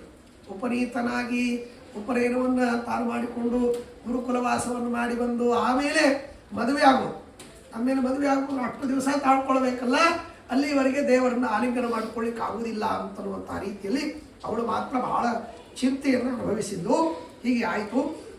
ಅಂಬಾಯಾ ಪಿತುರಂಚತಾಮಪಿ ಸತಾಂ ಸತ್ಪ್ರೇಮ ದಾಮೋಪಮಂ ಸಂಬದ್ಧಂ ವಿಷದಂ ಗಲೆ ತ್ರಿಗುಣಿತಂ ಯಜ್ಞೋಪವೀತಂ ತಯೋ ರೇಜೇ ತದ್ವಿಲಸೈ ಗುಣೈ ಬಹುಗುಣೈ ಅಂತರ್ಗರಿಷ್ಠಂ ತ್ರಯಂ ಸ್ತೋತ್ರಸ್ತವ್ಯತೆಯ ತದಾಶ್ರಯಯುತಂ ಸ್ವಚ್ಛಂ ಶ್ರುತೀನಾಮಿವ.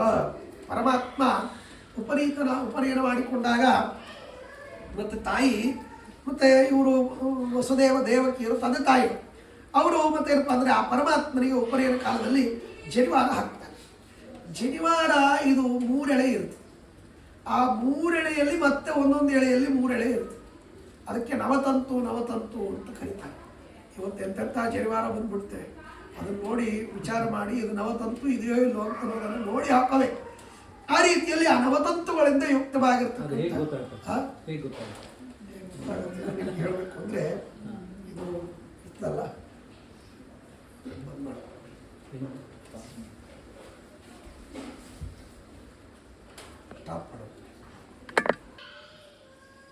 ಹಾಗಾಗಿ ಆ ನವತಂತುಗಳಿಂದ ಯುಕ್ತವಾಗಿರತಕ್ಕಂತಹ ಮತ್ತೇನಪ್ಪ ಅಂದರೆ ಜನಿವಾರ ಅದು ಅದರೊಳಗೆ 3 ತಂತುಗಳು ಪ್ರಧಾನವಾಗಿ ಇರತಕ್ಕಂಥದ್ದು, ಒಳಗೆ ಮತ್ತೆ 3 ತಂತುಗಳು ಇರುತ್ತೆ. ಹೀಗಾಗಿ ಆ ರೀತಿಯಲ್ಲಿ 3 ತಂತುಗಳು ಯಾಕೆ ಅಂದರೆ ವೇದಗಳಿಗೆ ತ್ರೈ ಅಂತ ಕರೀತಾರೆ. ವೇದಗಳಿಗೆ ತ್ರೈ ಅಂದರೆ ಋಗ್ಯಜು ಸಾಮ. ಅಥರ್ವ ಅಂತನ್ನೋದು ಇದು ಯಜುರ್ವೇದದಲ್ಲೇ ಅಂತರ್ಹಿತವಾಗಿರ್ತಕ್ಕಂಥದ್ದು ಅಂತನ್ನುವಂತಹ ಒಂದು ಅಭಿಪ್ರಾಯ. ಹಾಗಾಗಿ ವೇದಗಳಿಗೆ ತ್ರೈ ಅಂತ ಕರೀತಾರೆ, 3. ಹಾಗಾಗಿ ಆ ತ್ರೈ ವೇದಗಳನ್ನು ಅಧ್ಯಯನ ಮಾಡುವ ಸಮಯ ಇದು, ಈಗ ನಿನಗೆ ಆ ಅಧಿಕಾರ ಇದೆ ಅನ್ನುವುದನ್ನು ತೋರಿಸುವುದಕ್ಕಾಗಿ 3 ತಂತುಗಳು ಇರುತ್ತದೆ.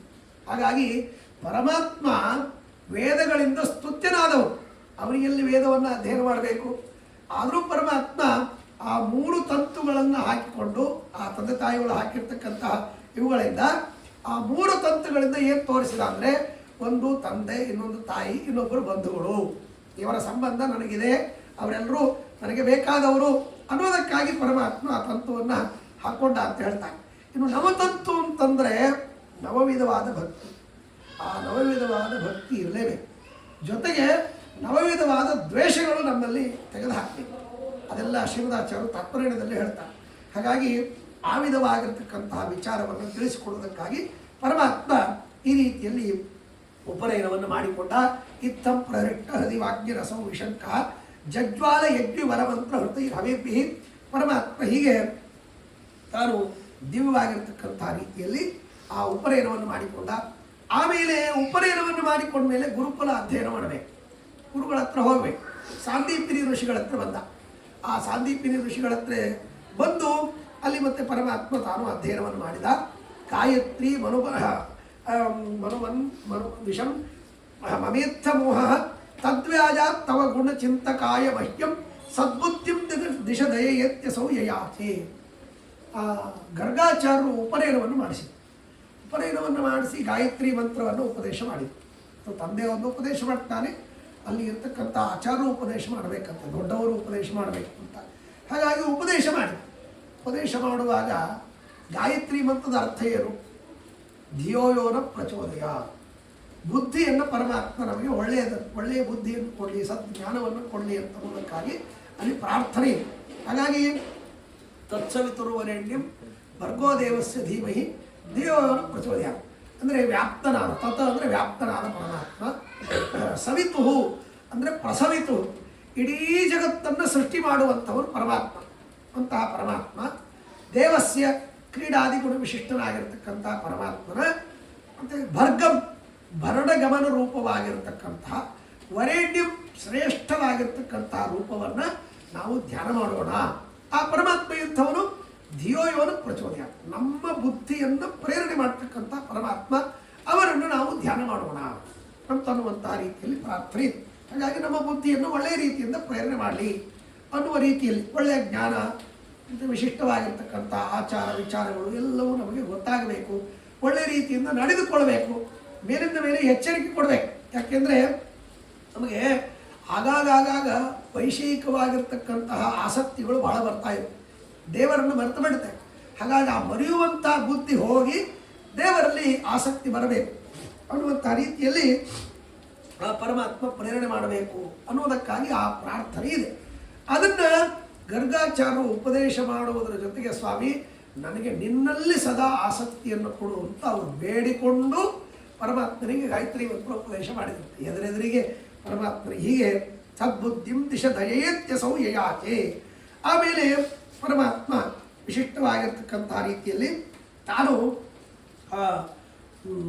ಉಪನಯನ ಮಾಡಿಕೊಂಡದ್ದಕ್ಕಾಗಿ ಬ್ರಾಹ್ಮಣರಿಗೆ ಆಕಳನ್ನು ದಾನ ಕೊಟ್ಟಂತೆ. ದಾನ ಕೊಟ್ಟದ್ದು ಯಾಕೆ ಅಂದರೆ, ಅದಕ್ಕೆ ವಾದಿರಾಜ ಸ್ವಾಮಿಗಳು ಊಹಾ ಮಾಡ್ತಾರೆ, ಇಷ್ಟು ದಿವಸ ನಾನು ಆಕಳನ್ನು ಕಾಯ್ತಾ ಇದ್ದೆ, ಗೋವುಗಳನ್ನು ಪರಮಾತ್ಮ ರಕ್ಷಣೆ ಮಾಡ್ತಾ ಇದ್ದೆ. ಈಗ ನಾನು ಉಪನೀತನಾದೆ, ಹಾಗಾಗಿ ಗುರುಗಳ ಮನೆಗೆ ಹೋಗಬೇಕು, ಅದಕ್ಕಾಗಿ ನನಗೆ ಈಗ ರಕ್ಷಣೆ ಮಾಡಲಿಕ್ಕೆ ಆಗುವುದಿಲ್ಲ, ಅದಕ್ಕಾಗಿ ನೀವು ಇದನ್ನು ರಕ್ಷಣೆ ಮಾಡ್ರಿ ಅಂತ ತನ್ನ ಅತ್ಯಂತ ಪ್ರೀತಿಕರವಾದ ಗೋವುಗಳನ್ನು ರಕ್ಷಣೆ ಮಾಡುವುದಕ್ಕಾಗಿ ಬ್ರಾಹ್ಮಣರಿಗೆ ಒಪ್ಪಿಸಿದ್ನೋ ಏನೋ, ಆ ರೀತಿಯಲ್ಲಿ ಪರಮಾತ್ಮ ಗೋದಾನವನ್ನು ಮಾಡಿದ ಅಂತ ಆ ರೀತಿಯಲ್ಲಿ ಹೇಳ್ತಾರೆ. ಹೀಗೆ ಆ ಮುನಿಗಳಿಗೆ ತಾನು ದಾನ ಮಾಡಿದ್ದಂತೆ. ಹೀಗೆ ಪರಮಾತ್ಮ ಕೃಷ್ಣಾಜಿನ, ಆಮೇಲೆ ಆ ದಂಡ ಕಮಂಡಲು ಇವುಗಳನ್ನೆಲ್ಲ ಪರಮಾತ್ಮ ಹಿಡಿದುಕೊಂಡಿದ್ದಾನಂತೆ. ದಿನೇ ದಿನೇಸೌ ಸಮಿಧೋ ಜುಹಾವ ತಥಾಶ್ರುತೀನಾಂ ಜನನೀಂ ಜಜಾಪ ಸ್ವಕುಕ್ಷಿಪೂರ್ತೋ ನರತಿನಿಹಿಕಸ್ಯ ನಿಜಾನುಭಾವ ಸ್ಮರಣೋತ್ಸವೇ ಚ. ಪರಮಾತ್ಮ ಅಗ್ನಿ ಕಾರ್ಯ ಮಾಡಬೇಕು. ಅಗ್ನಿ ಕಾರ್ಯ ಮಾಡುವಾಗ ಆ ಸಮಿತ್ತನ್ನು ಅಲ್ಲಿ ಆಹುತಿಯನ್ನು ಹಾಕ್ತಾರೆ. ಆ ಅಗ್ನಿ ಅದನ್ನೆಲ್ಲ ತಿಂದ್ಬಿಡುತ್ತೆ. ಅವರಿಗೆ ಹುತಬುಕ್ ಅಂತ ಹೆಸರು ಅಗ್ನಿದೇವರಿಗೆ. ಏನೇನು ನಾವು ಆಹುತಿಯನ್ನು ಹಾಕ್ತೇವೆ ಅದೆಲ್ಲವನ್ನು ತಿಂತಾರೆ. ಎಷ್ಟು ವಿಚಿತ್ರ ಅಂದರೆ, ಅದು ಎಷ್ಟೇ ಹಸಿ ಇದ್ದರೂ ಅದರೊಳಗಿರ್ತಕ್ಕಂಥ ಹಸಿತನವನ್ನು ಹೋಗಲಾಡಿಸಿ ಅದನ್ನು ತಿಂತಾನೆ ಅಗ್ನಿ.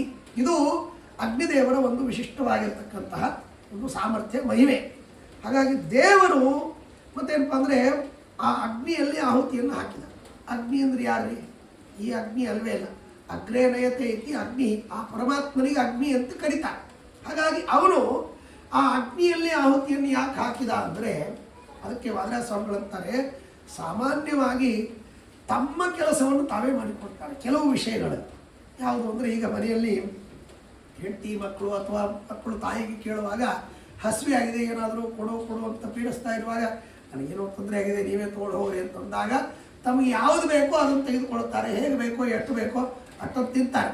ಅದೇ ಇನ್ನೊಬ್ಬರು ಕೊಡೋದಾದರೆ ಸಾಕ ಅಂತ ಇಷ್ಟಿಟ್ಟೇ ಕೊಡ್ತಾ ಇರ್ತಾರೆ.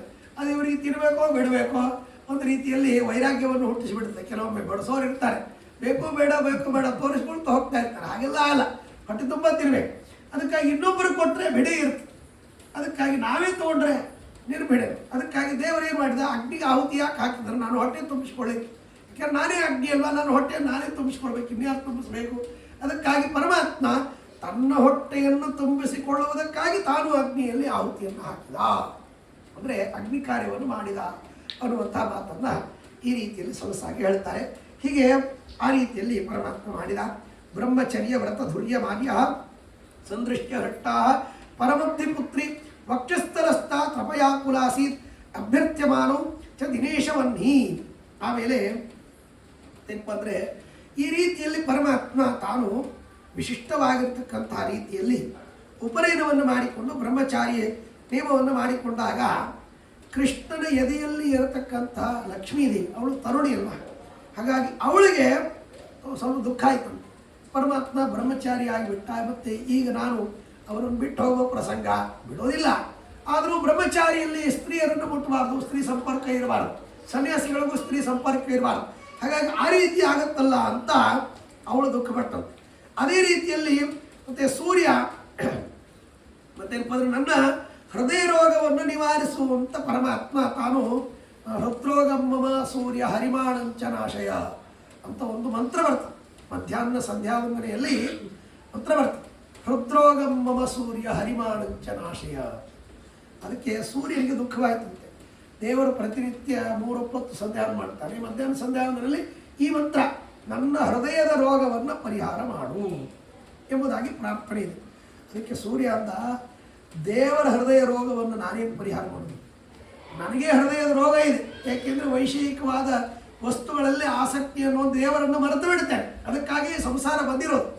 ಈ ಹೃದಯ ರೋಗವನ್ನು ಪರಮಾತ್ಮ ನೀನು ಪರಿಹಾರ ಮಾಡಬೇಕು, ನೀನು ನನ್ನನ್ನು ಬೇಡಿದರೆ ಹೇಗೆ ಅಂತ ಸೂರ್ಯನಿಗೆ ದುಃಖವಾಯಿತು. ಹಾಗಾಗಿ ಆಮೇಲೆ ಅಗ್ನಿಯು ಕೂಡ ಬಹಳ ದುಃಖಪಟ್ಟನು. ಯಾಕೆಂದರೆ ಅಗ್ನಿಗೆ ಪ್ರಾರ್ಥನೆ ಬರ್ತದೆ ಅಗ್ನಿ ಕಾರ್ಯದಲ್ಲಿ. ಮೈ ಮೇಧಾಂ ಮೈ ಪ್ರಜಾಂ ಮೈ ಅಗ್ನಿಸ್ತೇಜೋ ದಧಾತು, ಮೈ ಮೇಧಾಂ ಮೈ ಪ್ರಜಾಂ ಮೈ ಇಂದ್ರಿಯಂ ದಧಾತು, ಮೈ ಮೇಧಾಂ ಮೈ ಪ್ರಜಾಂ ಮೈ ಸೂರ್ಯೋ ಭ್ರಾಜೋ ದಧಾತು. ಆ ಅಗ್ನಿ ನಮಗೆ ವಿಶಿಷ್ಟವಾಗಿರ್ತಕ್ಕಂತಹ ತೇಜಸ್ಸನ್ನು ಪರಮಾತ್ಮ ಕೊಡಲಿ, ಅಗ್ನಿದೇವರು ನನಗೆ ಕೊಡಲಿ ಅನ್ನುವಂಥ ಪ್ರಾರ್ಥನೆ ಇರ್ತದೆ. ಯತ್ತೇ ಅಗ್ನಿ ತೇಜಸ್ತೀನಾಹಂ ತೇಜಸ್ವಿ ಭೂಯಾಸಂ, ಯತ್ತೇ ಅಗ್ನಿ ವರ್ಚಸ್ತೀನಾಹಂ ವರ್ಚಸ್ವಿ ಭೂಯಾಸಂ, ಯತ್ತೇ ಅಗ್ನಿ ಹರಸ್ತೇನಾಹಂ ಹರಸ್ವಿ ಭೂಯಾಸಂ. ಅಂದರೆ ನಾನು ಸ್ವಾಮಿ ಆ ಅಗ್ನಿದೇವರಿಗೆ ಪ್ರಾರ್ಥನೆ ಇರುವುದರೆ, ನೀನು ಹೇಗೆ ಭಾರಿ ಪ್ರಕಾಶಮಾನನಾಗಿರ್ತಿ ಹಾಗೂ ನಾನು ಹಾಗೆ ನಿನ್ನಂತೆ ನಾನು ತೇಜಸ್ವಿ ಆಗಬೇಕು ಅಂತ ಅಗ್ನಿಗೆ ಪ್ರಾರ್ಥನೆ. ಆಮೇಲೆ ನೀನು ಹೇಗೆ ಶಾಖೆ ಅಂದರೆ ಅದರ ಜೊತೆಗೆ ಬೆಂಕಿ ಜೊತೆಗೆ ಶಾಖೆ, ಅದರಂತೆ ನೀನು ಹೇಗೆ ಶಾಖೆ ಉಳ್ಳವನಾಗಿರ್ತಿ, ಬಿಸಿ ಉಳ್ಳವನಾಗಿರ್ತಿ, ಹಾಗೆ ನನ್ನ ಒಂದು ಕೀರ್ತಿಯು ಕೂಡ ಎಲ್ಲ ಕಡೆಗೆ ಹರಡಬೇಕು. ಶಾಖೆ ಅಂದರೆ ನನ್ನ ವಿಶಿಷ್ಟವಾಗಿರ್ತಕ್ಕಂಥ ಶಾಖ ಅಂದರೆ 2 ಅರ್ಥ. ಟೊಂಗೆಗಳು ಅಂತ ಒಂದು ಅರ್ಥ, ಇವು ಶಾಖಾ ಬ್ಯಾಂಕ್ ಅಂತ ಹೇಳ್ತಾರೆ, ಹಾಗೆ ಅದರದ್ದೊಂದು ಪಾರ್ಟ್ ಆ ರೀತಿಯಲ್ಲಿ, ಹಾಗೆ ಬ್ರ್ಯಾಂಚ್ ಆ ರೀತಿಯಲ್ಲಿ ಹೇಳ್ತಾರೆ. ಹಾಗೆ ನನ್ನ ಪಾರ್ಟ್ಗಳು, ನನ್ನ ಬ್ರಾಂಚ್ಗಳು ಎಲ್ಲ ಕಡೆಗೆ ಆಗಬೇಕು. ಅಂದರೆ ನನ್ನಲ್ಲಿ ಓದಿದ ಶಿಷ್ಯರು ಬೇರೆ ಬೇರೆ ಕಡೆಗೆ ಗುರುಕುಲಗಳನ್ನು ತೆಗೆದು ವಿದ್ಯಾರ್ಥಿಗಳಿಗೆ ಪಾಠ ಮಾಡುವಂಥವರಾಗಬೇಕು ಅನ್ನೋದು ಇದರ ಅಭಿಪ್ರಾಯ. ಆ ಬ್ರಾಂಚ್ಗಳನ್ನು ಓಪನ್ ಅಂದರೆ ಅಷ್ಟು ಕೀರ್ತಿ ಬೆಳೀತದೆ, ಅಷ್ಟು ಪುಣ್ಯ ಬರ್ತದೆ. ಯಾಕೆಂದರೆ ಪುಣ್ಯದ ವಿಚಾರದಲ್ಲಿ ಶಾಸ್ತ್ರ ಹೇಳುವಂಥ ಮಾತು, ಒಬ್ಬ ವ್ಯಕ್ತಿಗಳಿಗೆ ನಮಸ್ಕಾರ ಮಾಡುವಂತೆ ಸಂಸ್ಕಾರಗಳನ್ನು ಕೊಟ್ಟರೆ ಅವನು ಎಷ್ಟು ಬಾರಿ ನಮಸ್ಕಾರ ಮಾಡ್ತಾನೆ ಜೀವನದಲ್ಲಿ, ಆ 8 ಪಟ್ಟು ಪುಣ್ಯ ನಮಸ್ಕಾರ ಮಾಡಲಿಕ್ಕೆ ಹೇಳಿಕೊಟ್ಟವರಿಗೆ ಬರ್ತಾ ಹೋಗ್ತದೆ. ಅದು ಬೆಳೀತಾ ಹೋಗ್ತದೆ. ಅವನು ಎಷ್ಟು ಬಾರಿ ನಮಸ್ಕಾರ ಮಾಡ್ತಾನೆ ಜೀವನದುದ್ದಕ್ಕೂ, ಅಷ್ಟು ಇವನಿಗೆ ಆ 8 ಪಟ್ಟು ಹೆಚ್ಚಿನ ಪುಣ್ಯ ಇವನಿಗೆ ಕ್ರೆಡಿಟ್ ಆಗ್ತಾ ಹೋಗ್ತದೆ. ಇದು ಬಹಳ ವಿಚಿತ್ರ. ಹೀಗಾಗಿ ಇವನು ಅಷ್ಟು ವಿದ್ಯಾರ್ಥಿಗಳು ಬರೀ ನಮಸ್ಕಾರಕ್ಕೆ ಒಂದೇ ಹೇಳಿದೆ ನಾನು, ಇಂಥದ್ದು ಪ್ರತಿಯೊಂದು. ಹಾಗಾದರೆ ಗುರುಗಳು ಅಷ್ಟು ವಿದ್ಯೆಯನ್ನು ಹೇಳಿಕೊಟ್ಟಿರ್ತಾರೆ. ಆ ವಿದ್ಯೆಯನ್ನು ಕಲಿತದ್ದನ್ನು ಅವರು ಇನ್ನೊಬ್ಬರಿಗೆ ಹೀಗೆ ಅದು ಆ ಬ್ರಾಂಚ್ಗಳು ಹರಡ್ತಾ ಹೋಗ್ತದೆ. ಬ್ರಾಂಚ್ ಅಂದರೆ ಏನ್ರಿ? ಟೊಂಗೆಗಳಲ್ವಾ? ಹಾಗಾಗಿ ಆ ಟೊಂಗೆಗಳು ಹೇಗೆ ಹರಡ್ತಾ ಹೋಗುತ್ತೆ, ಹಾಗೆ ನನ್ನ ಜ್ಞಾನ ಎಲ್ಲ ಕಡೆಗೆ ಹರಡ್ತಾ ಹೋಗ್ಬೇಕು, ನನ್ನ ಶಿಷ್ಯರು ಎಲ್ಲ ಕಡೆಗೆ ಹರಡ್ತಾ ಹೋಗ್ಬೇಕು. ಹಾಗೆ ಆ ರೀತಿಯಲ್ಲಿ ನನಗೆ ನೀನು ಅನುಗ್ರಹವನ್ನು ಮಾಡು ಅಂತ ಅಗ್ನಿದೇವರಿಗೆ ಪ್ರಾರ್ಥನೆ. ಇದು ಅಗ್ನಿದೇವರಂದ್ರು ನಾನು ನಿನಗೆ ಪ್ರಾರ್ಥನೆ ಮಾಡಬೇಕು, ನೀನು ನನಗೇನು ಪ್ರಾರ್ಥನೆ ಮಾಡೋದು? ಅದಕ್ಕಾಗಿ ಸೂರ್ಯಾಗ್ನಿಗಳಿಗೆ ಇಬ್ಬರಿಗೂ ಕೂಡ ದುಃಖವಾಯಿತು. ನಾವು ಪ್ರಾರ್ಥನೆ ಮಾಡೋದನ್ನು ದೇವರು ನಮಗೆ ಪ್ರಾರ್ಥನೆ ಮಾಡಲಿಕ್ಕೆ ಶುರು ಮಾಡಿದ್ದಲ್ಲಪ್ಪ ಅಂತ ಅವರಿಬ್ಬರಿಗೂ ದುಃಖವಾಯಿತು. ಅಭ್ಯರ್ಥ್ಯಮಾನೋಚ ದಿನೇಶವನ್ನಿ. ಆಮೇಲೆ ಗುರುಗಳ ಹತ್ತಿರ ಬರ್ತಾರೆ, ಅದ್ಭುತವಾಗಿರ್ತಕ್ಕಂಥ ರೀತಿಯಲ್ಲಿ ಅಧ್ಯಯನವನ್ನು ಮಾಡ್ತಾರೆ. ಅಥೋ ಚತುಷ್ಷಷ್ಟಿ ದಿನೈಸ್ಯ ತಾವತ್ ಕಲಾ ಪ್ರಜಾಗ್ರಾಹ ಬಲಶ್ಚ ಧೀಮಾನ್ ಗುರೋಸ್ತತೋಪ್ಯಲ್ಪ ದಿನೈರ್ ಯದಾಸಾಂ ಸಕೃತ್ ಸಮುಚ್ಚಾರಣ ಮಪ್ಯಶಕ್ಯಂ. ಆಮೇಲೆ ಪರಮಾತ್ಮ ಹಾಗೂ ಬಲರಾಮದೇವರು ಆ ಗುರುಗಳಲ್ಲಿ 64 ದಿನಗಳಲ್ಲಿ 64 ವಿದ್ಯೆಯನ್ನು ಕಲ್ಪನೆ. ಇದು ಮದ್ರಾಸ್ ಸ್ವಾಮಿಗಳು ಅಂತಾರೆ, 64 ವಿದ್ಯೆಯನ್ನು 64 ದಿನಗಳಲ್ಲಿ ಉಚ್ಚಾರಣೆ ಮಾಡಲಿಕ್ಕಾಗುವುದಿಲ್ಲ. ಉಪದೇಶ ಮಾಡೋದು ದೂರ್ತೋಪಾಸ್ತ, ಉಚ್ಚಾರಣೆ ಪಾರಾಯಣ ಮಾಡಿರಿ ಅಂತ ಅಂತೀವಲ್ಲ, ಬಾಯಿ ಸ್ತುತಿ ಹೇಳ್ತಾ ಹೋಗ್ತೀವಿ. ಹಾಗೆ ತಾತ್ಪರ್ಯ ಪಾರಾಯಣ ಮಾಡಿರಿ ಅಂತಂದರೆ, ತಾತ್ಪರ್ಯ ಪಾರಾಯಣಕ್ಕೆ ಕನಿಷ್ಠ ಚೆನ್ನಾಗಿ ಹೇಳ್ತಾ ಇತ್ತಂದರೆ 15ರಿಂದ 16 ತಾಸು ಪಾರಾಯಣ ಮಾಡಲಿಕ್ಕೆ. ಒಮ್ಮೆ ಸುಧಾ ಪೂರ್ಣ ಪಾರಾಯಣ ಮಾಡಲಿಕ್ಕೆ ಕನಿಷ್ಠ 6ರಿಂದ 7 ದಿವಸ ಬೇಕು. ಹಾಗೆ ಸುಧಾ ಒಂದು ಪುಸ್ತಕವನ್ನು ನಾವು ಪಾರಾಯಣ ಮಾಡಲಿಕ್ಕೆ 6-7 ದಿವಸ ಬೇಕು. ಅಂದರೆ 64 ವಿದ್ಯೆಗಳು, ಅವುಗಳನ್ನು ಪಾರಾಯಣ ಮಾಡಲಿಕ್ಕೆ ಆಗುವುದಿಲ್ಲ. ಉಪದೇಶ ಮಾಡೋದು ದೂರತೋಪಾಸ್ತ. ಆದರೆ ದೇವರ ಅಚಿಂತ್ಯದ್ಭುತವಾದ ಶಕ್ತಿ ಆ ಗುರುಗಳಲ್ಲಿ ಇಟ್ಟು 64 ವಿದ್ಯೆಗಳನ್ನು 64 ದಿನಗಳಲ್ಲಿ ಪರರಾಮದೇವರು ಪರಮಾತ್ಮ ಕೃಷ್ಣ ಕಲಿತು ಬಿಟ್ರು ಅಂತ ಹೇಳ್ತಾರೆ. ಹಾಗಾಗಿ ಅದಕ್ಕೆ ಹೇಳ್ತಾರೆ ಸಕೃತ್ ಸಮುಚ್ಚಾರಣಮಪ್ಯಶಕ್ಯಂ, ಒಂದು ಬಾರಿ ಪೂರ್ಣವಾಗಿ ಉಚ್ಚಾರಣೆ ಮಾಡಲಿಕ್ಕೆ ಆಗುವುದಿಲ್ಲ. ಹೀಗೆ ಅಶಕ್ಯವಾಗಿರ್ತಕ್ಕಂತಹ ವಿದ್ಯೆಯನ್ನು ಪರಮಾತ್ಮ ತಾನು ಕಲಿತ. ಆಮೇಲೆ ಗುರುಗಳಿಗೆ ಪರಮಾತ್ಮ ಕೇಳಿದ್ನು, ಸ್ವಾಮಿ ನಿಮ್ಮ ಹತ್ರ ವಿದ್ಯೆ ಕಲ್ತಿದ್ದೀವಿ, ಗುರುದಕ್ಷಿಣೆ ಏನು ಕೊಡಬೇಕು? ಗುರುಂ ತಥೋ ಪೃಚ್ಛದುಪಾಯನಂ ದಿಶನ್ ಸುತವ್ಯಯಾಚೆ ವಿಮಲೀಕ ತನ್ಮಯ. ಅವರು ಗುರುಗಳಂದರು, ಸ್ವಾಮಿ ಜಗದ್ಗುರುವಾಗಿರ್ತಕ್ಕಂಥ ನೀನು ನನ್ನಲ್ಲಿ ಬಂದು ಅಧ್ಯಯನ ಮಾಡಿದಂತೆ ನಾಟಕ ಮಾಡಿ ನನ್ನನ್ನು ಉದ್ಧಾರ ಮಾಡಿದಿ, ನನ್ನ ವಾಕ್ ಶುದ್ಧಿ ಮಾಡಿದಿ, ನನ್ನ ಜ್ಞಾನ ಶುದ್ಧಿ ಮಾಡಿದಿ, ಇನ್ನೇನು ಬೇಕು ನನಗೆ? ಏನು ಬೇಡ ಅಂತ ಹೇಳಿದೆ. ಅಂತೆ ಆದರೂ ಇಲ್ಲಿಲ್ಲ ಸ್ವಾಮಿ, ಗುರುದಕ್ಷಿಣೆ ಕೊಡಬೇಕು, ನೀವು ಹೇಳಬೇಕು ಅಂತಂದಾಗ ಅದನ್ನು ಮಡದಿ ಕೇಳು ಅಂತಂದ್ರು. ಮಡದಿ ನೋಡ್ರಿ, ಸಾಮಾನ್ಯವಾಗಿ ಇದು ಸ್ತ್ರೀಯರಿಗೆ ಒಂದು ವಿಶಿಷ್ಟವಾಗಿರ್ತಕ್ಕಂತಹ ಬುದ್ಧಿ ಇರ್ತದೆ, ಚಾಣಾಕ್ಷತನೇ ಇರ್ತದೆ. ಹಾಗಾಗಿ ಅವಳು ಕೃಷ್ಣನಿಗೆ ಅಸಾಧ್ಯವಾದದ್ದು ಯಾವುದೂ ಇಲ್ಲ. ಇದು ಆ ಸಾಂದೀಪಿನಿ ಋಷಿಗಳ ಮಡದಿ ಗೊತ್ತಿತ್ತು. ದೇವರಿಗೆ ಅಸಾಧ್ಯ, ದೇವರೇ ಬಂದಿದ್ದಾರೆ, ಅಸಾಧ್ಯವಾದದ್ದು ಯಾವುದೂ ಇಲ್ಲ. ಹಾಗಾಗಿ ಅವರಿಗೆ ನನ್ನ ಮಗನನ್ನು ಕೊಡ್ರಿ ಅಂತ ಕೇಳ್ರಿ ಅಂತ ಹೇಳಿದ್ರು. ಸಾಂದೀಪಿನಿ ಋಷಿಗಳು ಹೆಂಡತಿ ಮಾತನ್ನು ಕೇಳಿ, ಸ್ವಾಮಿ ನೀನು ಗುರುದಕ್ಷಿಣೆ ಕೊಡಿದ್ರೆ ನನ್ನ ಮಗನನ್ನು ತಂದು ಕೊಡು ಅಂತ ಕೇಳಿದ್ರು. ತಂದು ಕೊಡು ಅಂತ ಕೇಳಿದರೆ ಆಯಿತು ಅಂತ ಪರಮಾತ್ಮ ತಾನು ಮತ್ತೇನಪ್ಪ ಅಂತಂದರೆ ಸುತಂ ವಿಜಾನನ್ನಪಿ ಮೃತ್ಯು ನೀತಂ ಸಶಂಕ ದೈತ್ಯಂ ವಿರಿಹಂತು ಕಾಮ. ಪರಮಾತ್ಮ ಆಯಿತು ತಂದು ಕೊಡ್ತೀನಿ ಅಂತ ಸಮುದ್ರಕ್ಕೆ ಬಂದ. ಆ ಗುರುಗಳ ಮಗ ಸಮುದ್ರ ತೀರದಲ್ಲಿ ಆಟವಾಡ್ತಾ ಇರುವಾಗ ಪಂಚಜನ ಅಂತನ್ನುವಂಥ ದೈತ್ಯ ಶಂಖದ ದೇಹವನ್ನು ಇಟ್ಟುಕೊಂಡು ಅವನು ಅಲ್ಲಿ ಓಡಾಡ್ತಾ ಇದ್ದ. ಆ ಗುರುಗಳ ಮಗನನ್ನು ಅವನು ನುಂಗಿ ಹಾಕಿಬಿಟ್ಟಿದ್ದ. ಬರೀ ಅವನೊಬ್ಬನನ್ನೆಲ್ಲ ಅನೇಕ ಜನರನ್ನು ಹೀಗೆ ಯಾರ್ಯಾರು ಕಾಣಿಸ್ತಾರೆ ಅವನ್ನೆಲ್ಲ ನುಂಗಿ ಹಾಕೋದು, ಸಮುದ್ರದಲ್ಲಿ ಹೋಗಿ ಕೂಡೋದು, ಹೀಗೆ ಮಾಡ್ತಾ ಇತ್ತು. ಅದಕ್ಕಾಗಿ ಅವನಿಂದ ಜನರಿಗೆ ಪೀಡೆ ಆಗ್ತದೆ, ಅವನನ್ನು ಕೊಲ್ಲಬೇಕು ಅಂತನ್ನುವಂಥ ಕಾರಣದಿಂದ ಪರಮಾತ್ಮ ಬಂದ. ಆದರೆ ಸಾಮಾನ್ಯ ಜನರಂತೆ ಮತ್ತೇನಪ್ಪ ಅಂದ್ರೆ ನಾವು ಎಲ್ಲೋ ಒಂದು ಕಡೆಗೆ ತಿಜೋರಿಯಲ್ಲಿ ಕಬೋರ್ಡಲ್ಲಿ ಏನೋ ಒಂದು ಪದಾರ್ಥ ಇಟ್ಟಿರ್ತೀವಿ, ಎಲ್ಲಿ ಇಟ್ಟಿರ್ತೀವಿ ನೆನಪಿರುವುದಿಲ್ಲ, ಅದ್ರ ಇಡೀ ಕಬೋರ್ಡು ಹುಡುಕಾಡ್ತೀವಿ. ಹಾಗೆ ದೇವರು ಆ ಪಂಚಜನರನ್ನು ಸಂಹಾರ ಮಾಡಿ ಅವನು ಹೊಟ್ಟೆ ಬಗೆದು ಇಲ್ಲೆಲ್ಲಾದರೂ ಗುರುಗಳ ಮಗ ಇದ್ದಾನೇನೋ ಅಂತ ಹುಡುಕಾಡಿದ ಅಂತ. ಅಂದರೆ ಹುಡುಕಾಡೋ ಕೆಲಸವೇ ಇಲ್ಲ, ಅಲ್ಲಿ ಇರೋದಿಲ್ಲ, ಯಾಕೆ ತಿಂದ್ಮೇಲೆ ಜೀರ್ಣವಾಗಿ ಹೋಗ್ಬಿಟ್ಟಿರ್ತದೆ. ಆದರೂ ಕೂಡ ಪರಮಾತ್ಮ ಆ ರೀತಿಯಲ್ಲಿ ಯಾಕೆ ಮಾಡಿದ ಅಂದರೆ ಹುಡುಕಾಡುವ ನೆಪದಿಂದ ಅವರನ್ನು ಸಂಹಾರ ಮಾಡಿದ ಪರಮಾತ್ಮ ಅಂತ ಹೇಳ್ತಾರೆ. ಆಮೇಲೆ ಆ ಪಂಚಜನ ಯಾವ ದೇಹವನ್ನು ಹೊಂದಿದ್ದ, ಆ ರಾಕ್ಷಸನಿಂದ ಹೊಂದಿರತಕ್ಕಂಥ ದೇಹವೇ ಪಾಂಚಜನ್ಯ ಅಂತ ಆ ಶಂಖವನ್ನು ಪರಮಾತ್ಮ ಪಡೆದ. ಯದ್ಯಪಿ ಪರಮಾತ್ಮನ ಶಂಖ ಮೊದಲಿಗೆ ಇತ್ತು, ಈಗ ವಿಶೇಷವಾಗಿ ಅದು ಪ್ರಸಿದ್ಧಿಗೆ ಬಂತು ಅಂತನ್ನುವಂಥ ಮಾತನ್ನು ಹೇಳ್ತಾರೆ. ಹೀಗೆ ಆ ಪಾಂಚಜನ್ಯವನ್ನು ಪರಮಾತ್ಮ ತೆಗೆದುಕೊಂಡ.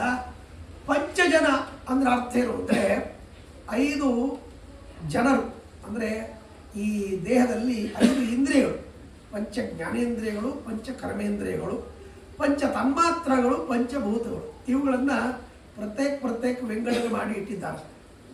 ಆಯ್ತಾ? ಇದಲ್ಲದೆ ಈ ಪಂಚ ಜ್ಞಾನೇಂದ್ರಿಯ, ಪಂಚ ಕರ್ಮೇಂದ್ರಿಯ, ಪಂಚ ತನ್ಮಾತ್ರ, ಪಂಚಭೂತಗಳು ಇವು 20. ಆಮೇಲೆ ಮನಸ್ತತ್ವ, ಅಹಂಕಾರ ತತ್ವ, ಆಮೇಲೆ ಮಹತ್ತತ್ವ, ಅವ್ಯಕ್ತ ತತ್ವ, ಪರಮಾತ್ಮ 25 ಪಂಚವಿಂಶತಿ ತತ್ವ ತರತಮ, ಅವರು 25 ತತ್ವ. ಹಾಗಾಗಿ ಅಲ್ಲಿಯೂ ಕೂಡ 5ಅನ್ನು 5 ಬಾರಿ ಗುಣಿಸಿದರೆ 25 ತತ್ವ ಭಗವಂತ. ಹಾಗಾಗಿ ಆ ಪಂಚ ತತ್ವಗಳು ಉಳ್ಳಂತಹ ಪಂಚ ಇವುಗಳನ್ನು ಜನರು ಉಳ್ಳಂತಹ ಈ ಪಂಚ ಒಂದು ಗುಂಪುಗಳನ್ನು ಪರಮಾತ್ಮ ನಿರ್ಮಾಣ ಮಾಡಿದ.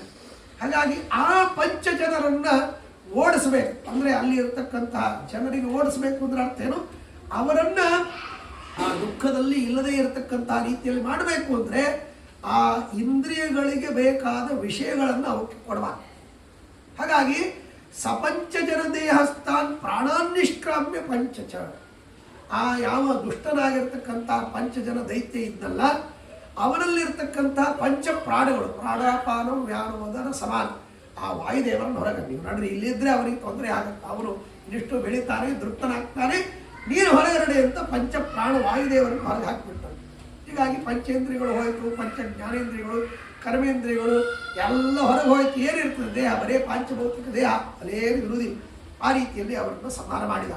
ಆಮೇಲೆ ಆ ಪಾಂಚಜನ್ಯ ಏನು ಶಂಖದಿಂದ ಯುಕ್ತನಾದ ಪಂಚಜನ ಇದರೊಳಗಿದ್ದ ಸಮುದ್ರದಲ್ಲಿ ಆ ಪಂಚಜನ ಅಂತನ್ನುವಂಥ ರಾಕ್ಷಸರನ್ನು ಹೊರಗೆ ಹಾಕಿದ್ರಿಂದಾಗಿ ಆ ಸಮುದ್ರಕ್ಕೆ ಅಪಂಚಜನ ಅಂತ ಕರೀತಾರೆ. ಅಪಂಚಜನ ಅಂದರೆ ಪಂಚಜನನಿಂದ ರಹಿತನಾದ ಅನ್ನೋದಕ್ಕಾಗಿ ಅಪಂಚಜನ ಮಾತೇನೆ ಸಾಕಂತೇನ ಪಯೋನಿಧಿಂ, ಹೀಗೆ ಆ ಅಪಂಚಜನ ಅಂತ ಸಮುದ್ರಕ್ಕೆ ಕರೀತಾರೆ ಅಂತ ಹೇಳ್ತಾರೆ. ಈ ರೀತಿಯಲ್ಲಿ ಆಮೇಲೆ ಆ ಪಾಂಚಜನ್ಯ ಶಂಖವನ್ನು ಯಮದೇವರ ಲೋಕಕ್ಕೆ ತೆಗೆದುಕೊಂಡು ಹೋಗಿ ಅಲ್ಲಿ ಜೋರಾಗಿ ಊದಿದ್ರೆ ಯಮಾಲಯಂ ಪ್ರಾಪ್ಯ ಸಕಂಪ ಮುದ್ರುತಂ ವಿಮುಪ್ರದದ್ನು ರಿಪುದರ್ಪಹಾರಿಣಂ ಗುರೋಸ್ಸುತಂ ದೇಹಿ ನಚೇದಿಯಂ ದಶ ಭವೇದ್ದವಾಪೀತಿ ನಿದರ್ಶಯನ್ನಿವ. ಅವರ ಸ್ವಾಮಿಗಳು ಹೇಳ್ತಾರೆ, ಶಂಖವನ್ನು ಊದಿದಂತೆ ಯಮಲೋಕಕ್ಕೆ ಹೋಗಿ. ಯಾಕೆ ಊದಿದ ಅಂದರೆ, ನೀನೇನಾದರೂ ಮತ್ತೇನಪ್ಪ ಅಂತಂದರೆ ಆ ಗುರುಗಳ ಮಗನನ್ನು ಕೊಡದೇ ಇದ್ದರೆ ನೀನು ಶಂಖ ಹೊಡೆಯೋ ಪ್ರಸಂಗ ಬರ್ತದೆ. ಅದಕ್ಕಾಗಿ ಎಚ್ಚರಿಕೆ ಅಂತ ಒಂದು. ಇನ್ನೊಂದು, ಈ ಪಂಚಜನ ಯಾವ ದೈತ್ಯ ಇದ್ದ ಅವನ ಅವಸ್ಥೆ ನಿನಗೂ ಬರ್ತದೆ, ಎಚ್ಚರಿಕೆ ಅಂತ ತೋರಿಸುವುದಕ್ಕಾಗಿಯೂ ಶಂಖನಾದವನ್ನು ಪರಮಾತ್ಮ ಮಾಡಿದಂತೆ. ಆ ರೀತಿಯನ್ನು ಪರಮಾತ್ಮ ಮಾಡಿದಾಗ ಯಮದೇವರು ಓಡಿ ಬಂದು ಆ ಪಾಂಚಜನ್ಯದ ಶಂಖದ ಧ್ವನಿಯನ್ನು ಕೇಳಿದರೆ ಎಲ್ಲರೂ ಗಡಗಡ ನಡಿಗೆ ಹೋಗ್ತಾರೆ. ಅಷ್ಟು ಅದ್ಭುತವಾಗಿರ್ತಕ್ಕಂಥದ್ದು. ಹಾಗಾಗಿ ಆ ಯಮದೇವರು ಓಡಿ ಬಂದು ಅವ್ರು ಹೇಳ್ತಾರೆ, ಸ್ವಾಮಿ ಇವನನ್ನು ಎಂದಿಗೋ ಕಳಿಸ್ಲಿಕ್ಕೆ ತಯಾರಿದ್ದೀನಿ, ನೀನು ಮುಂದೆ ಬರ್ತಿ, ಇವನನ್ನು ಕರ್ಕೊಂಡು ಹೋಗ್ತಿ ಅಂತ ಅನ್ನೋದಕ್ಕಾಗಿ ನರಕಾದಿಗಳಲ್ಲಿ ಕಳಿಸಿಲ್ಲ. ಇವರನ್ನು ಸ್ಪೆಷಲ್ ರೂಮ್ ಮಾಡಿ ಇಟ್ಟು ಅವನನ್ನು ರಕ್ಷಣೆ ಮಾಡ್ತಾ ಇದ್ದೀನಿ. ಯಾಕೆ ಅಂದರೆ ಮುಂದೆ ನೀನು ಬರ್ತಿ, ನಿನ್ನ ಜೊತೆಗೆ ಇವರನ್ನು ಕೊಟ್ಟು ಕಳಿಸ್ಬೇಕು ಅಂತ ಅನ್ನೋದಕ್ಕಾಗಿ. ಹಾಗಾಗಿ ನಾನು ಸಿದ್ಧನೇ ಇದ್ದೀನಿ, ಮತ್ತ್ಯಾಕೆ ನನಗೆ ನೀನು ಭಯಪಡಿಸ್ತಿ, ಸ್ವಾಮಿ ತಗೊಂಡು ಹೋಗು ಅಂತ ಆ ಯಮದೇವರು ಕೊಟ್ಟುಬಿಟ್ರಂತೆ. ತ್ವದಾಗಮ ಪ್ರಾಗಪಿ ತಂ ಜಿಹಾಸು ವಿಭುಸ್ತವಾಜ್ಞಾಪ ಯಶೇಷ ಕಿಮ್ಮ ಇದೀವ ತತ್ಯಾಗ ವಿಶಂಕ ಮಾನಸೋ ಯಮ ಸಮಭ್ಯತ್ಯ ಸುತಂ ಸಮಾಧಿಶತ ಅಲಭ್ಯ ತದ್ದರ್ಶನ ಜಾತ ಸಂಭ್ರಮ ಪ್ರಹೃಷ್ಟರೋಮ ಪ್ರಣಮನ್ ಹೋಗು. ಮತ್ತು ಯಮದೇವರು ಅಲ್ರಿ ಕೊಡ್ಲಿಕ್ಕೆ ಸಿದ್ಧ ಆದ್ಮೇಲೆ ಇಟ್ಟು ತನಕ ಯಾಕೆ ಕೊಟ್ಟಿಲ್ಲ ನೀನು? ಮೊದಲಿಗೆ ಕೊಟ್ಬಿಡ್ಬೇಕಾಗಿತ್ತಲ್ಲ ಗುರುಗಳಿಗೆ, ನನಗೆ ಈ ಕೆಲಸ ಉಳಿತಿತ್ತು ಅಂದರೆ. ಹಾಗಲ್ಲ, ಈ ನಿಮಿತ್ತದಿಂದ ನೀನು ಇಲ್ಲಿಗೆ ಬರ್ತೀಯಲ್ಲ, ನಿನ್ನ ದರ್ಶನ ಆಗುತ್ತೆ ನನಗೆ. ಆ ದರ್ಶನದ ಒಂದು ವ್ಯಾಜದಿಂದ ಇವನನ್ನು ಇಟ್ಕೊಂಡಿದ್ದೆ ಹೊರತು ಏನಪ್ಪ ಅಂದರೆ ಇವನನ್ನು ಇಟ್ಕೊಳ್ಬೇಕು ಅಂತ ಅಪೇಕ್ಷೆ ನನಗಿಲ್ಲ. ನಿನ್ನ ಆಜ್ಞೆಯಿಂದ ಇದೋ ಕೊಟ್ಟು ಕಳಿಸ್ತಾ ಇದ್ದೀನಿ. ಪ್ರಾಯಶಃ ಅಂದಿನಿಂದ ಇಂದಿನವರೆಗೆ ಆ ಒಂದು ರೂಢಿ ಇವತ್ತು ಜಗತ್ತಿನಲ್ಲಿ ಬಂದಿದೆ. ಯಾಕೆಂದರೆ ಯಾರಿಗಾದರೂ ಪೀಡೆ ಕೊಡಬೇಕು ಅಂದರೆ ಹೆಂಡತಿ ಮಕ್ಕಳನ್ನು ಕರ್ಕೊಂಡು ಹೋಗ್ತಾರೆ, ಅವ್ರನ್ನ ಕೂಡಿಡ್ತಾರೆ, ಇತ್ಯಾದಿಗಳನ್ನು ಮಾಡ್ತಾರೆ. ಈ ಟಿ ವಿ ಸೀರಿಯಲ್ಗಳಲ್ಲಿ, ಸಿನಿಮಾಗಳಲ್ಲಿ ತೋರಿಸ್ತಾರೆ. ಆ ರೀತಿ ಅದು ಅಂದಿನಿಂದ ಬಂದಿದ್ದು. ಹಾಗಾಗಿ ಆ ಸಂದೀಪಿನಿ ಋಷಿಗಳ ಮಗನನ್ನು ಕರ್ಕೊಂಡು ಯಾಕೆ ಹೋಯ್ದು ಅಂದರೆ ಕೃಷ್ಣ ಬರ್ತಾನೆ ಅವನ ದರ್ಶನಕ್ಕಾಗಿ. ಆ ರೀತಿಯಲ್ಲಿ ಅವಸ್ಥೆ ಆಯಿತು ಅಂತ ಹೇಳ್ತಾರೆ. ಇತೀವ ತತ್ಯಾಗ ವಿಶಂಕ ಮಾನಸ. ಹಾಗೆ ಪರಮಾತ್ಮನ ದರ್ಶನಕ್ಕಾಗಿ ಕಾತರರಾಗಿ ಅವರಿಟ್ಟಿದ್ದರು. ಆ ಮಗನನ್ನು ಕರೆದುಕೊಂಡು ಬಂದು ಗುರುಗಳಿಗೆ ಅದನ್ನು ಒಪ್ಪಿಸಿದ. ಜೊತೆಗೆ ಪರಮಾತ್ಮನು ಕೂಡ 64 ದಿನಗಳವರೆಗೆ ತಮ್ಮ ತಂದೆ ತಾಯಿಗಳನ್ನು ಬಿಟ್ಟಿದ್ನಲ್ಲ, ಅದಕ್ಕಾಗಿ ಆ ಫಲವನ್ನು ತಂದೆ ತಾಯಿಗಳಿಗೆ ಮಗನನ್ನು ಪಡೆದ ಸಂತೋಷ ಪಡಬೇಕಾದ್ರೆ ಅದಕ್ಕೆ ನಾವಂಥ ಕೆಲಸ ಮಾಡಬೇಕು ಅನ್ನೋದಕ್ಕಾಗಿ ಪರಮಾತ್ಮ ಗುರುಗಳ ಮಗನನ್ನು ತಂದುಕೊಟ್ಟು ತಮ್ಮ ತಂದೆ ತಾಯಿಗಳಿಗೆ ತನ್ನನ್ನು ತಾನು ಒಪ್ಪಿಸಿಕೊಂಡ. ಏಕೆಂದರೆ ನಾವು ಹೇಗೆ ಮಾಡ್ತೀವಿ ಅಂತ ಫಲ ಪಡಿತೀವಿ. ಹಾಗಾಗಿ ಆ ರೀತಿಯಲ್ಲಿ ಮಗನನ್ನು ಗುರುಗಳಿಗೆ ಒಪ್ಪಿಸಿದ್ರಿಂದಾಗಿ ತನ್ನ ತಂದೆ ತಾಯಿಗಳಿಗೆ ಮಗ ಉಳ್ಳಂತೆ ಮಾಡಿದ. ಅಂದರೆ ಆ ಗುರುಕುಲ ಅಧ್ಯಯನವನ್ನು ಪರಮಾತ್ಮ ಮುಗಿಸಿಕೊಂಡು ಬಂದ ಅಂತನ್ನುವಂಥ ರೀತಿಯಲ್ಲಿ ಹೇಳ್ತಾರೆ. ಹೀಗೆ ಆ ರೀತಿಯಲ್ಲಿ ಪರಮಾತ್ಮ ಆ ಮಥುರಾ ಪಟ್ಟಣಕ್ಕೆ ಬಂದು ಅಧ್ಯಯನವನ್ನು ಮುಗಿಸಿಕೊಂಡು ಅಲ್ಲಿ ವಾಸ ಮಾಡ್ತಾ ಇದ್ದಾನೆ ಅಂತನ್ನುವಂಥ ಮಾತನ್ನು ಹೇಳ್ತಾರೆ.